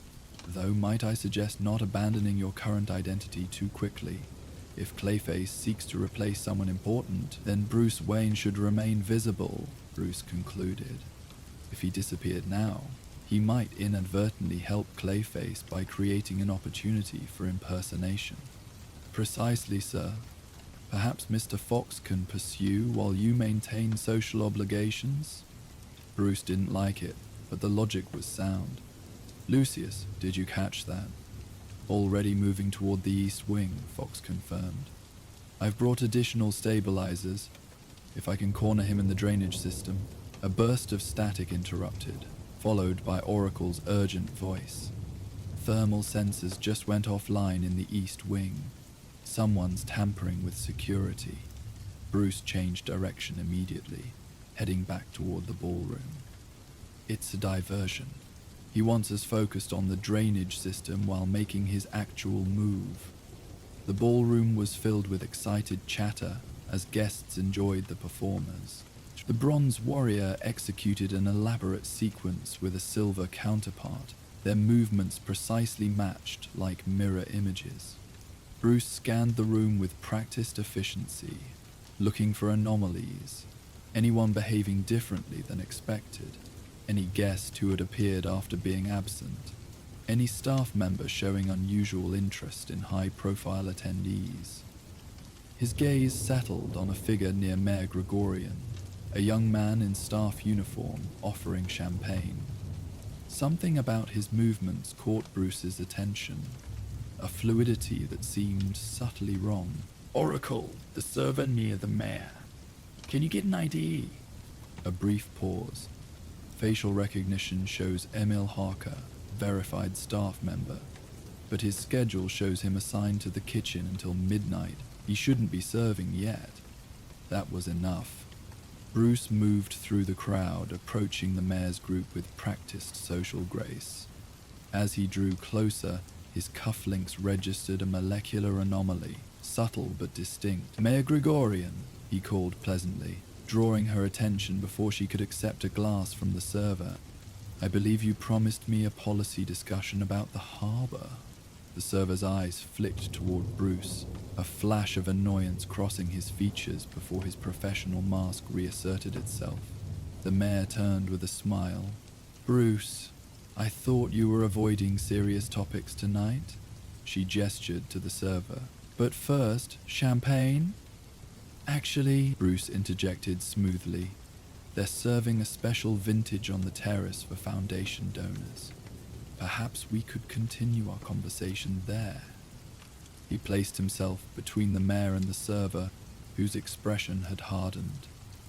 Up close, Bruce could see minute imperfections in the man's skin, a slightly unnatural sheen invisible to casual observation.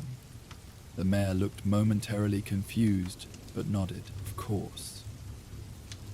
As they turned to leave, Bruce deliberately brushed against the server's tray, causing champagne to splash across the man's hand. Most liquid ran off as expected, but where it made contact with skin, a barely perceptible reaction occurred, the surface briefly becoming tacky before re-solidifying. Their eyes met in a moment of recognition. The server, Clayface, knew he'd been identified. Bruce could see calculation happening behind those artificially human eyes, weighing options. "Oracle," Bruce said quietly as he guided the mayor away. "Target confirmed. Server in black uniform. Alert Lucius." "He's almost at your position," she replied, approaching from the eastern entrance. Bruce continued guiding the mayor toward the terrace, where additional security stood. Once she was safely among them, he turned back toward the ballroom, only to find the suspicious server had vanished. "Visual contact lost," he reported. "All units be advised. Clayface may be changing appearance." The performance in the center of the ballroom had reached its crescendo, the living statues forming a complex tableau as guests watched appreciatively. Perfect distraction for Clayface to move unseen, perhaps already adopting a new disguise. Lucius appeared at Bruce's side, his expression calm but alert. "No sign of our friend in the service corridors. He's definitely inside the main event now." Bruce nodded slightly. "He's after someone specific." The mayor was one attempt, but he backed off too easily when confronted. "A diversion within a diversion," Lucius suggested, "making us protect one target while he moves on his actual objective." A realization struck Bruce. The unmasking ceremony at midnight, when everyone removes their masks simultaneously. The perfect moment to reveal his true target, Lucius concluded. Whatever face he's wearing now, at midnight he'll shed it for his real performance. Bruce checked the time, 11:45. 15 minutes until Clayface's plan culminated. Not enough time to sweep every guest. "We need to delay the unmasking," he decided. "Oracle, can you trigger a minor security alert, something to postpone without causing panic?" "On it," she replied. How about a temporary power fluctuation? Perfect. Lucius, get your sensors to the main stage. If Clayface is planning something there, we need to know before it happens. As Lucius moved away, Bruce continued scanning the crowd, looking for any sign of the shapeshifter. Clayface was a performer at heart. He wouldn't be able to resist a dramatic reveal. Whatever he was planning, it would be theatrical, designed for maximum impact. The lights flickered briefly, causing a momentary murmur among the guests. The master of ceremonies tapped his microphone, announcing a slight delay to the midnight unmasking due to technical difficulties. Bruce used the distraction to circle the perimeter of the room, his enhanced cufflinks scanning continuously for molecular anomalies. Nothing. Either Clayface had found a way to mask his unique signature, or he had moved to another part of the estate entirely. Bruce's instincts told him the former was more likely. Basil Carlo would want to be present for the culmination of his performance. A new voice came through Bruce's earpiece. Young, female, uncertain. Mr. Wayne? This is Jesse Marlowe. I'm Ellis's assistant. Bruce maintained his casual demeanor while processing this unexpected communication. Go ahead, Ms. Marlowe. Something's wrong with one of our performers. The silver statue by the east staircase. He's not responding to direction cues and his positioning is all wrong for the finale. Bruce immediately altered his course, moving toward the eastern staircase while responding calmly. I'll check on it. Stay where you are. The magnificent staircase curved upward from the main ballroom, its marble steps lined with elaborate floral arrangements. Positioned halfway up, a silver figure stood in a warrior's pose, gleaming under the chandeliers. Unlike the other living statues, this one maintained perfect stillness, not even the subtle breathing movements that human performers couldn't suppress entirely. As Bruce approached, his molecular scanner registered a strong anomaly. This was definitely Clayface. But why position himself here, away from the main performance area, when the unmasking ceremony would take place on the central stage, unless the stage wasn't his target at all? Bruce surveyed the staircase's position within the estate layout, mentally mapping sight lines and access points. From this vantage point, the statue had clear views of both the main ballroom below and the private upper level where VIP guests had access to exclusive areas, including a secure room where several high prefectural attendees had stored valuable items upon arrival. Oracle, he subvocalized. Who has items stored in the secure room at the top of the east staircase? After a brief pause, 3 guests. Ambassador Chen, Governor Williams, and you, Bruce.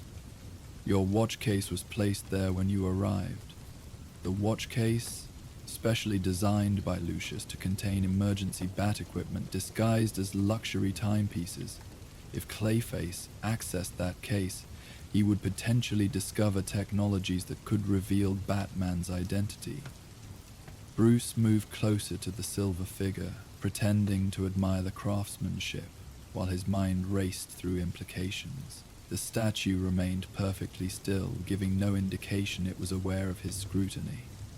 Impressive work, Bruce commented aloud, maintaining his cover. The silver finish is remarkably convincing.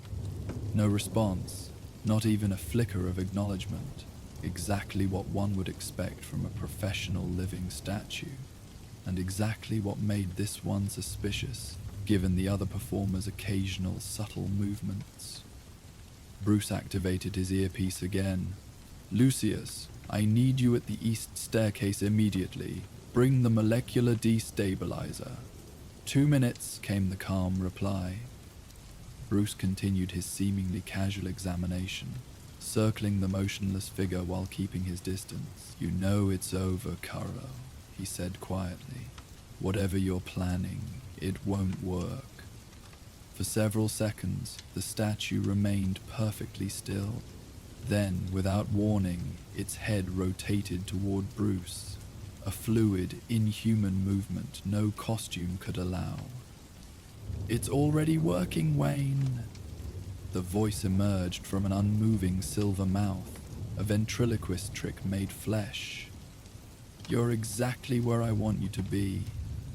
Bruce maintained his composure, aware of nearby guests who might observe their interaction. "And where is that?" Away from the real performance, the silver figure's surface rippled slightly, faces briefly forming and dissolving across its torso. The features of Dr. Elliot, Judge Santos, the Deputy Commissioner, all emerging and submerging like drowning victims in a metallic sea. The implications hit Bruce immediately. This wasn't Clayface, or rather, this wasn't all of him. The shapeshifter had somehow divided himself, creating multiple bodies operating simultaneously throughout the estate. "Oracle," he said urgently. "Clayface has evolved. He can create autonomous extensions of himself. We need locations on all the living statues immediately." "Scanning," she replied, tension evident in her voice. Bruce, the bronze performer, just entered the security room on the upper level. The silver figure before him laughed softly, its entire form now undulating with barely contained faces. "So many masks in one room. So many important people, all pretending to be someone else for one night." Its voice deepened, becoming less human. "But I've been everyone, Wayne. I've worn their lives, and now I'm going to wear the most valuable identity in Gotham." Bruce's eyes narrowed as understanding dawned. "You've been practicing. The doctor, the judge, the deputy, they were rehearsals, preparing for tonight." "Quick study," the figure acknowledged, its silver surface now flowing more freely. "I needed to perfect the technique. Absorption is painful. For them, initially. For me, eventually." The creature's form bulged and shifted. Their memories, their personalities, they don't go away completely. They linger, shadows whispering inside me. "That's why you've been discarding the disguises so quickly," Bruce realized. "You can't maintain them without losing yourself." "A temporary problem," the figure replied. "Once I have your identity, I'll have the resources to make the process permanent. Wayne Enterprises' biochemical division is working on molecular stabilizers that could solve my consistency issues." Bruce tensed, ready to move. "You'll never get past security." "I already have," came the smug reply. "While you've been chatting with this little piece of me, the rest of Clayface has been busy. The bronze statue is securing your special watch case. Quite the interesting collection for a mere playboy, by the way. The gold performer is currently disabling the final security systems, and in approximately 1 minute, when the clock strikes midnight, and everyone removes their masks." Bruce didn't wait to hear the rest. He activated his emergency signal, a specific frequency that would alert both Oracle and Alfred to implement countermeasures throughout the estate. The silver figure lunged forward, its humanoid shape dissolving into a flowing mass that attempted to envelop Bruce. He dodged with practiced agility, mindful of his surroundings. Civilians nearby, the need to maintain his public persona while defending himself. "Oracle, status," he demanded, as he narrowly avoided another attack. "Security systems compromised. The bronze statue has accessed the secure room. Lucius is 30 seconds out from your position." Guests had begun to notice the disturbance, some screaming as the silver figure abandoned all pretense of humanity, becoming a writhing column of protoplasm that pursued Bruce across the staircase landing. "Attention, everyone!" Bruce shouted, his voice carrying the authority that he usually kept concealed beneath his playboy mannerisms. "Security emergency. Please move calmly toward the main exits." The crowd responded to his command with surprising order, security personnel helping guide guests towards safety. Bruce continued evading Clayface's attacks, Bruce, leading the creature away from civilians while watching for Lucius's arrival. From the upper level came the sound of breaking glass, the bronze aspect of Clayface presumably securing Bruce's watch case. If those devices were compromised, the connection to Batman would become dangerously apparent. Lucius Fox appeared at the bottom of the staircase, molecular destabilizer in hand. "Mr. Wayne down." Bruce dropped instantly as Lucius fired the device. A pulse of energy struck the silver mass, causing it to convulse violently. The shapeshifter howled, a sound simultaneously emerging from multiple locations throughout the estate as all aspects of Clayface reacted to the attack on their shared consciousness. The silver form began to lose cohesion, its surface hardening unevenly as the destabilizer disrupted its molecular structure. But even as it struggled, tendrils shot out toward Bruce with desperate speed. "It's all about faces with you," the creature gargled, its voice distorting. "The face you show the world, the face you hide behind your mask. But I've worn 1,000 faces, Wayne. I know which ones are real." A tendril grazed Bruce's cheek, leaving a burning sensation where it made contact. He felt a strange psychic pull, as if something were trying to extract thoughts directly from his mind. Lucius fired again, this time striking the central mass of the creature. The effect was immediate. The silver form collapsed into a puddle, momentarily incapacitated, but still dangerous. From throughout the estate came sounds of similar disruption as Clayface's other aspects reacted to the shared trauma. "The bronze one dropped the case," Oracle reported. "It's retreating through the ventilation system. The gold performer has completely liquefied on the terrace. They're attempting to reconverge." Bruce touched his cheek where the creature had made contact, feeling the lingering, burning sensation. Had Clayface managed to extract any information? How much had he learned in that brief moment of connection? "We need to contain it before it can reform," he told Lucius. "Once the pieces rejoin, it'll be stronger than ever." "I've got something for that," Lucius replied, retrieving a second device from his jacket. "Molecular containment field. If we can trap the primary mass, the autonomous extensions will be drawn back to it." Bruce nodded, already calculating the creature's likely escape route. The drainage system. All aspects will try to reach the lowest point in the building, where they can reconverge without interference. "The wine cellar," Lucius concluded. "It's directly above the main drainage junction." Bruce glanced toward the fleeing guests, making a split-second decision. Bruce Wayne needed to remain visible to ensure Clayface couldn't adopt his identity in the confusion. But Batman was needed to contain the threat before Clayface could escape with whatever knowledge he'd gleaned from that momentary connection. "Oracle," he sub-vocalized. "Emergency Protocol 16. "Confirmed," she replied immediately. "Alfred is entering the main ballroom now." Right on cue, Alfred Pennyworth appeared at the top of the staircase, immaculately dressed as always. "Master Bruce, thank goodness you're safe. The car is waiting at the east exit, for the benefit of any observers," Bruce responded with appropriate relief.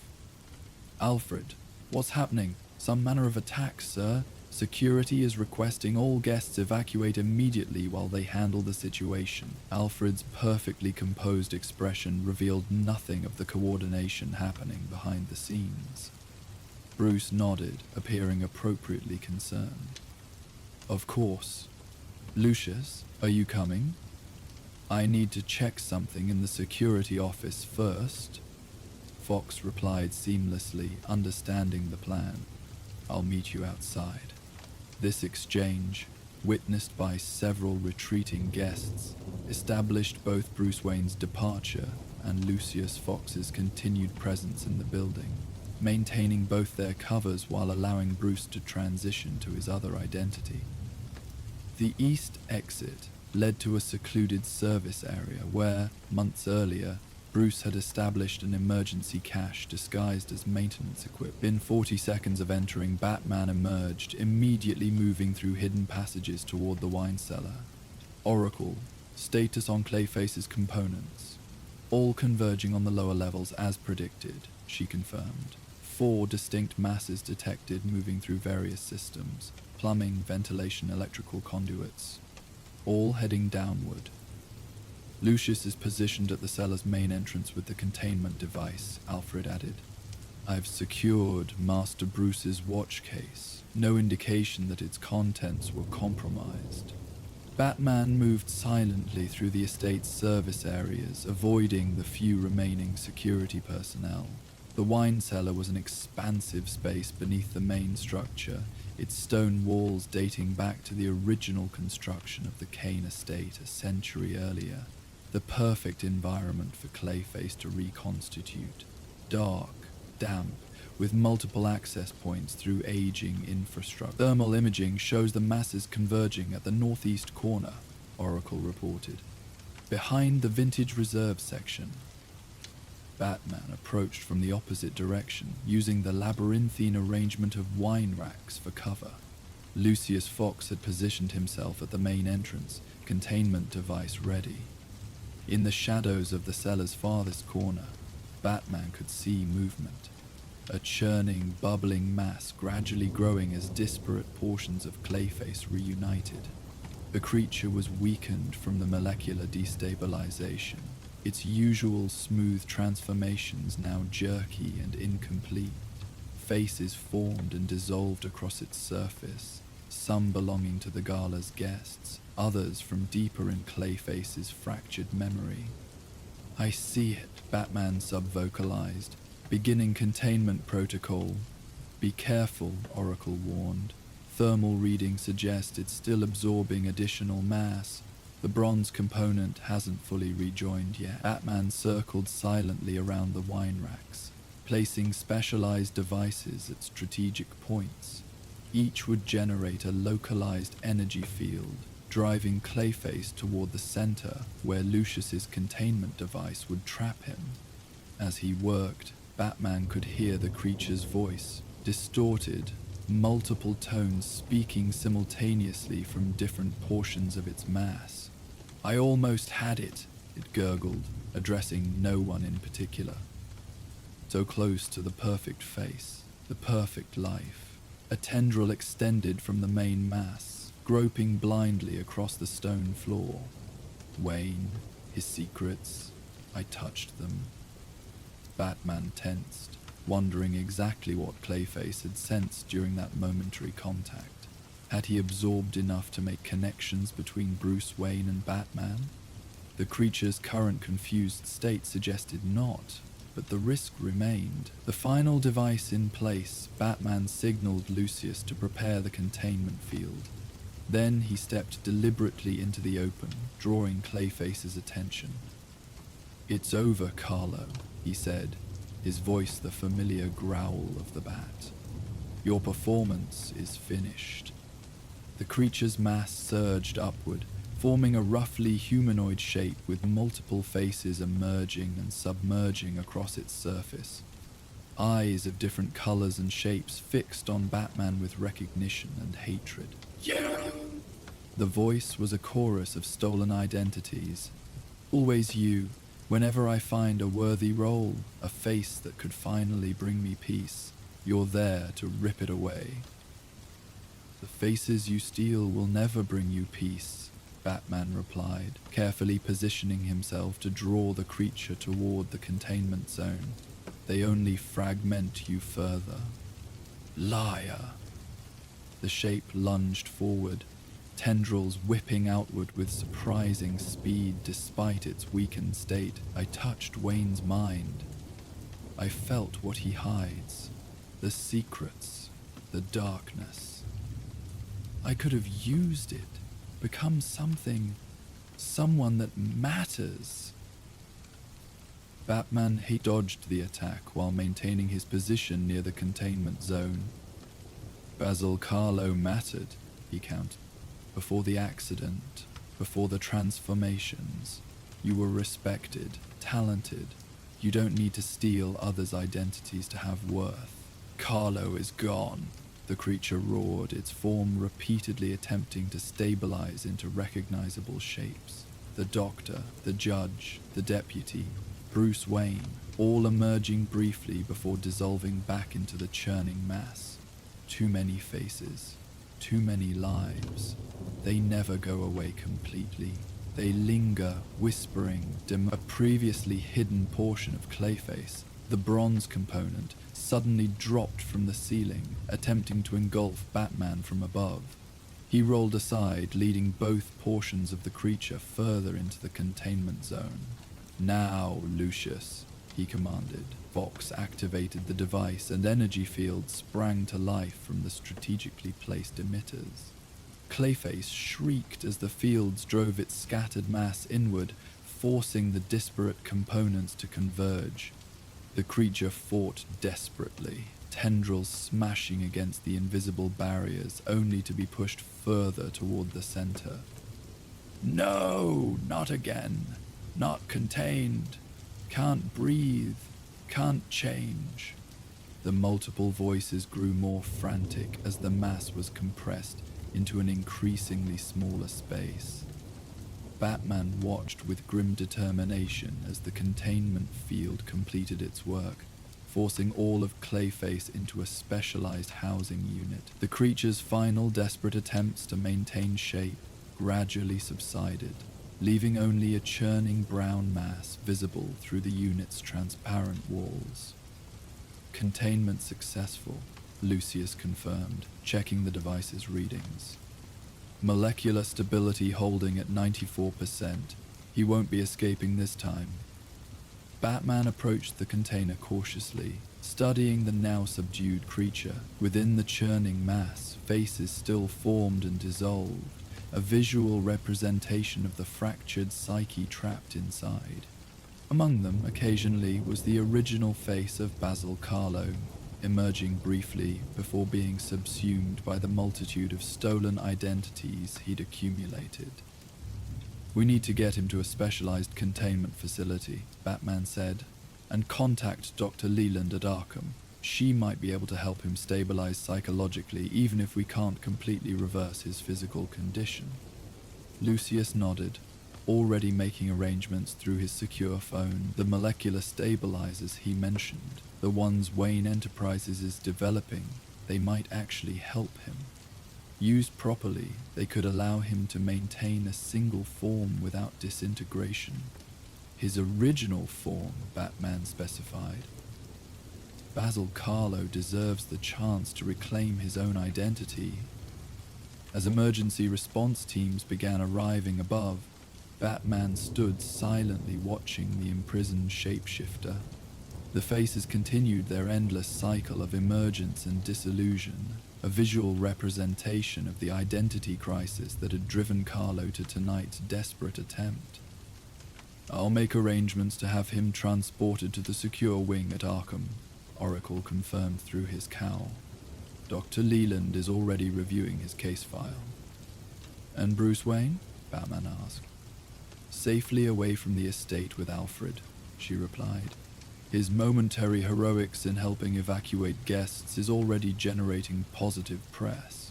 No one seems to have made any connection to tonight's events beyond him being in the wrong place at the wrong time." Batman's gaze remained fixed on the containment unit. Mention touching Wayne's mind, sensing secrets. "We need to monitor him closely, ensure he didn't learn anything critical." "From what I can see in his current state," Lucius observed, "he's having trouble maintaining any coherent thought, let alone specific memories he might have absorbed. The fragmenting of his consciousness appears to be accelerating. All the more reason to get him proper treatment," Batman replied. "Beneath all those stolen faces, Basil Carlo is still there. A man who lost himself and doesn't know how to find his way back." As specialized units arrived to secure Clayface, Batman retreated to the shadows, preparing to make his exit before official responders could question his presence. The night's events had been contained, the immediate threat neutralized, but the encounter had left him with uncomfortable reflections about identity, performance, and the masks everyone wore. Later, as the Batmobile carried him silently back toward Wayne Manor, Alfred's voice came through the vehicle's communication system. "Quite the dramatic evening, sir. Though I must say your brief performance as a concerned citizen during the evacuation was most convincing. Perhaps there's hope for your social skills after all." Batman allowed himself the smallest hint of a smile. "I had a good teacher. Indeed, sir." A brief pause. "Dr. Leland has confirmed receipt of our patient. She seems cautiously optimistic about new treatment protocols, specifically designed to help Carlo distinguish between his core identity and the psychological residue of his transformations. Good. He deserves that chance. If I may make an observation, sir," Alfred continued, his tone thoughtful. "Tonight's encounter seems to have affected you rather personally." Batman was silent for a moment, watching Gotham's nighttime landscape pass outside the vehicle's windows. "Carlo lost himself in other people's identities," he finally replied. "Became so fragmented he couldn't remember who he really was beneath all the performances. A concerning parallel to certain other individuals who divide their time between multiple personas," Alfred suggested delicately. "The difference," Batman replied, "is purpose. Carlo transforms to escape himself, to become anyone but Basil Carlo. Everything I do, both identities, serves the same core mission." "A crucial distinction," Alfred agreed. "Though perhaps tonight's events might warrant a brief period of reflection. Even the most disciplined performance artist occasionally needs to step out of character." As the Batmobile entered the hidden tunnel that would lead to the cave, Batman reached up and removed his cowl, once again becoming Bruce Wayne. Alfred was right. Perspective was essential. Unlike Clayface, who lost himself in his transformations, Bruce had spent years ensuring that both his identities remained anchored to core principles that never wavered, whether he wore a mask or not. The tunnel's darkness gave way to the familiar illumination of the Batcave, computers already displaying data from the evening's encounter. Bruce would analyze everything, ensure no loose ends remained, confirm that any knowledge Clayface might have gleaned during their brief contact remained fragmented and unusable. But perhaps, as Alfred suggested, that work could wait until morning. Tonight had been a reminder of the dangers of losing oneself in one's various faces. Sometimes, the most important identity was the one reflected not in others' perceptions, but in the quiet moments between performances. The face beneath all masks, known only to oneself and those few permitted to see it clearly. As the vehicle came to a stop on the cave's central platform, Bruce stepped out, neither fully the playboy nor the Dark Knight, but simply himself. And for tonight at least, that would be enough. And so our tale of Gotham comes to an end. Let the gentle night embrace you as you drift toward peaceful dreams, knowing that somewhere in the darkness, the Dark Knight watches over his city. If you're not asleep yet, we will now play the ambience of Gotham City at night to help you fall asleep. And if you were just listening to our tales, we will see you next time. Good night and sleep well.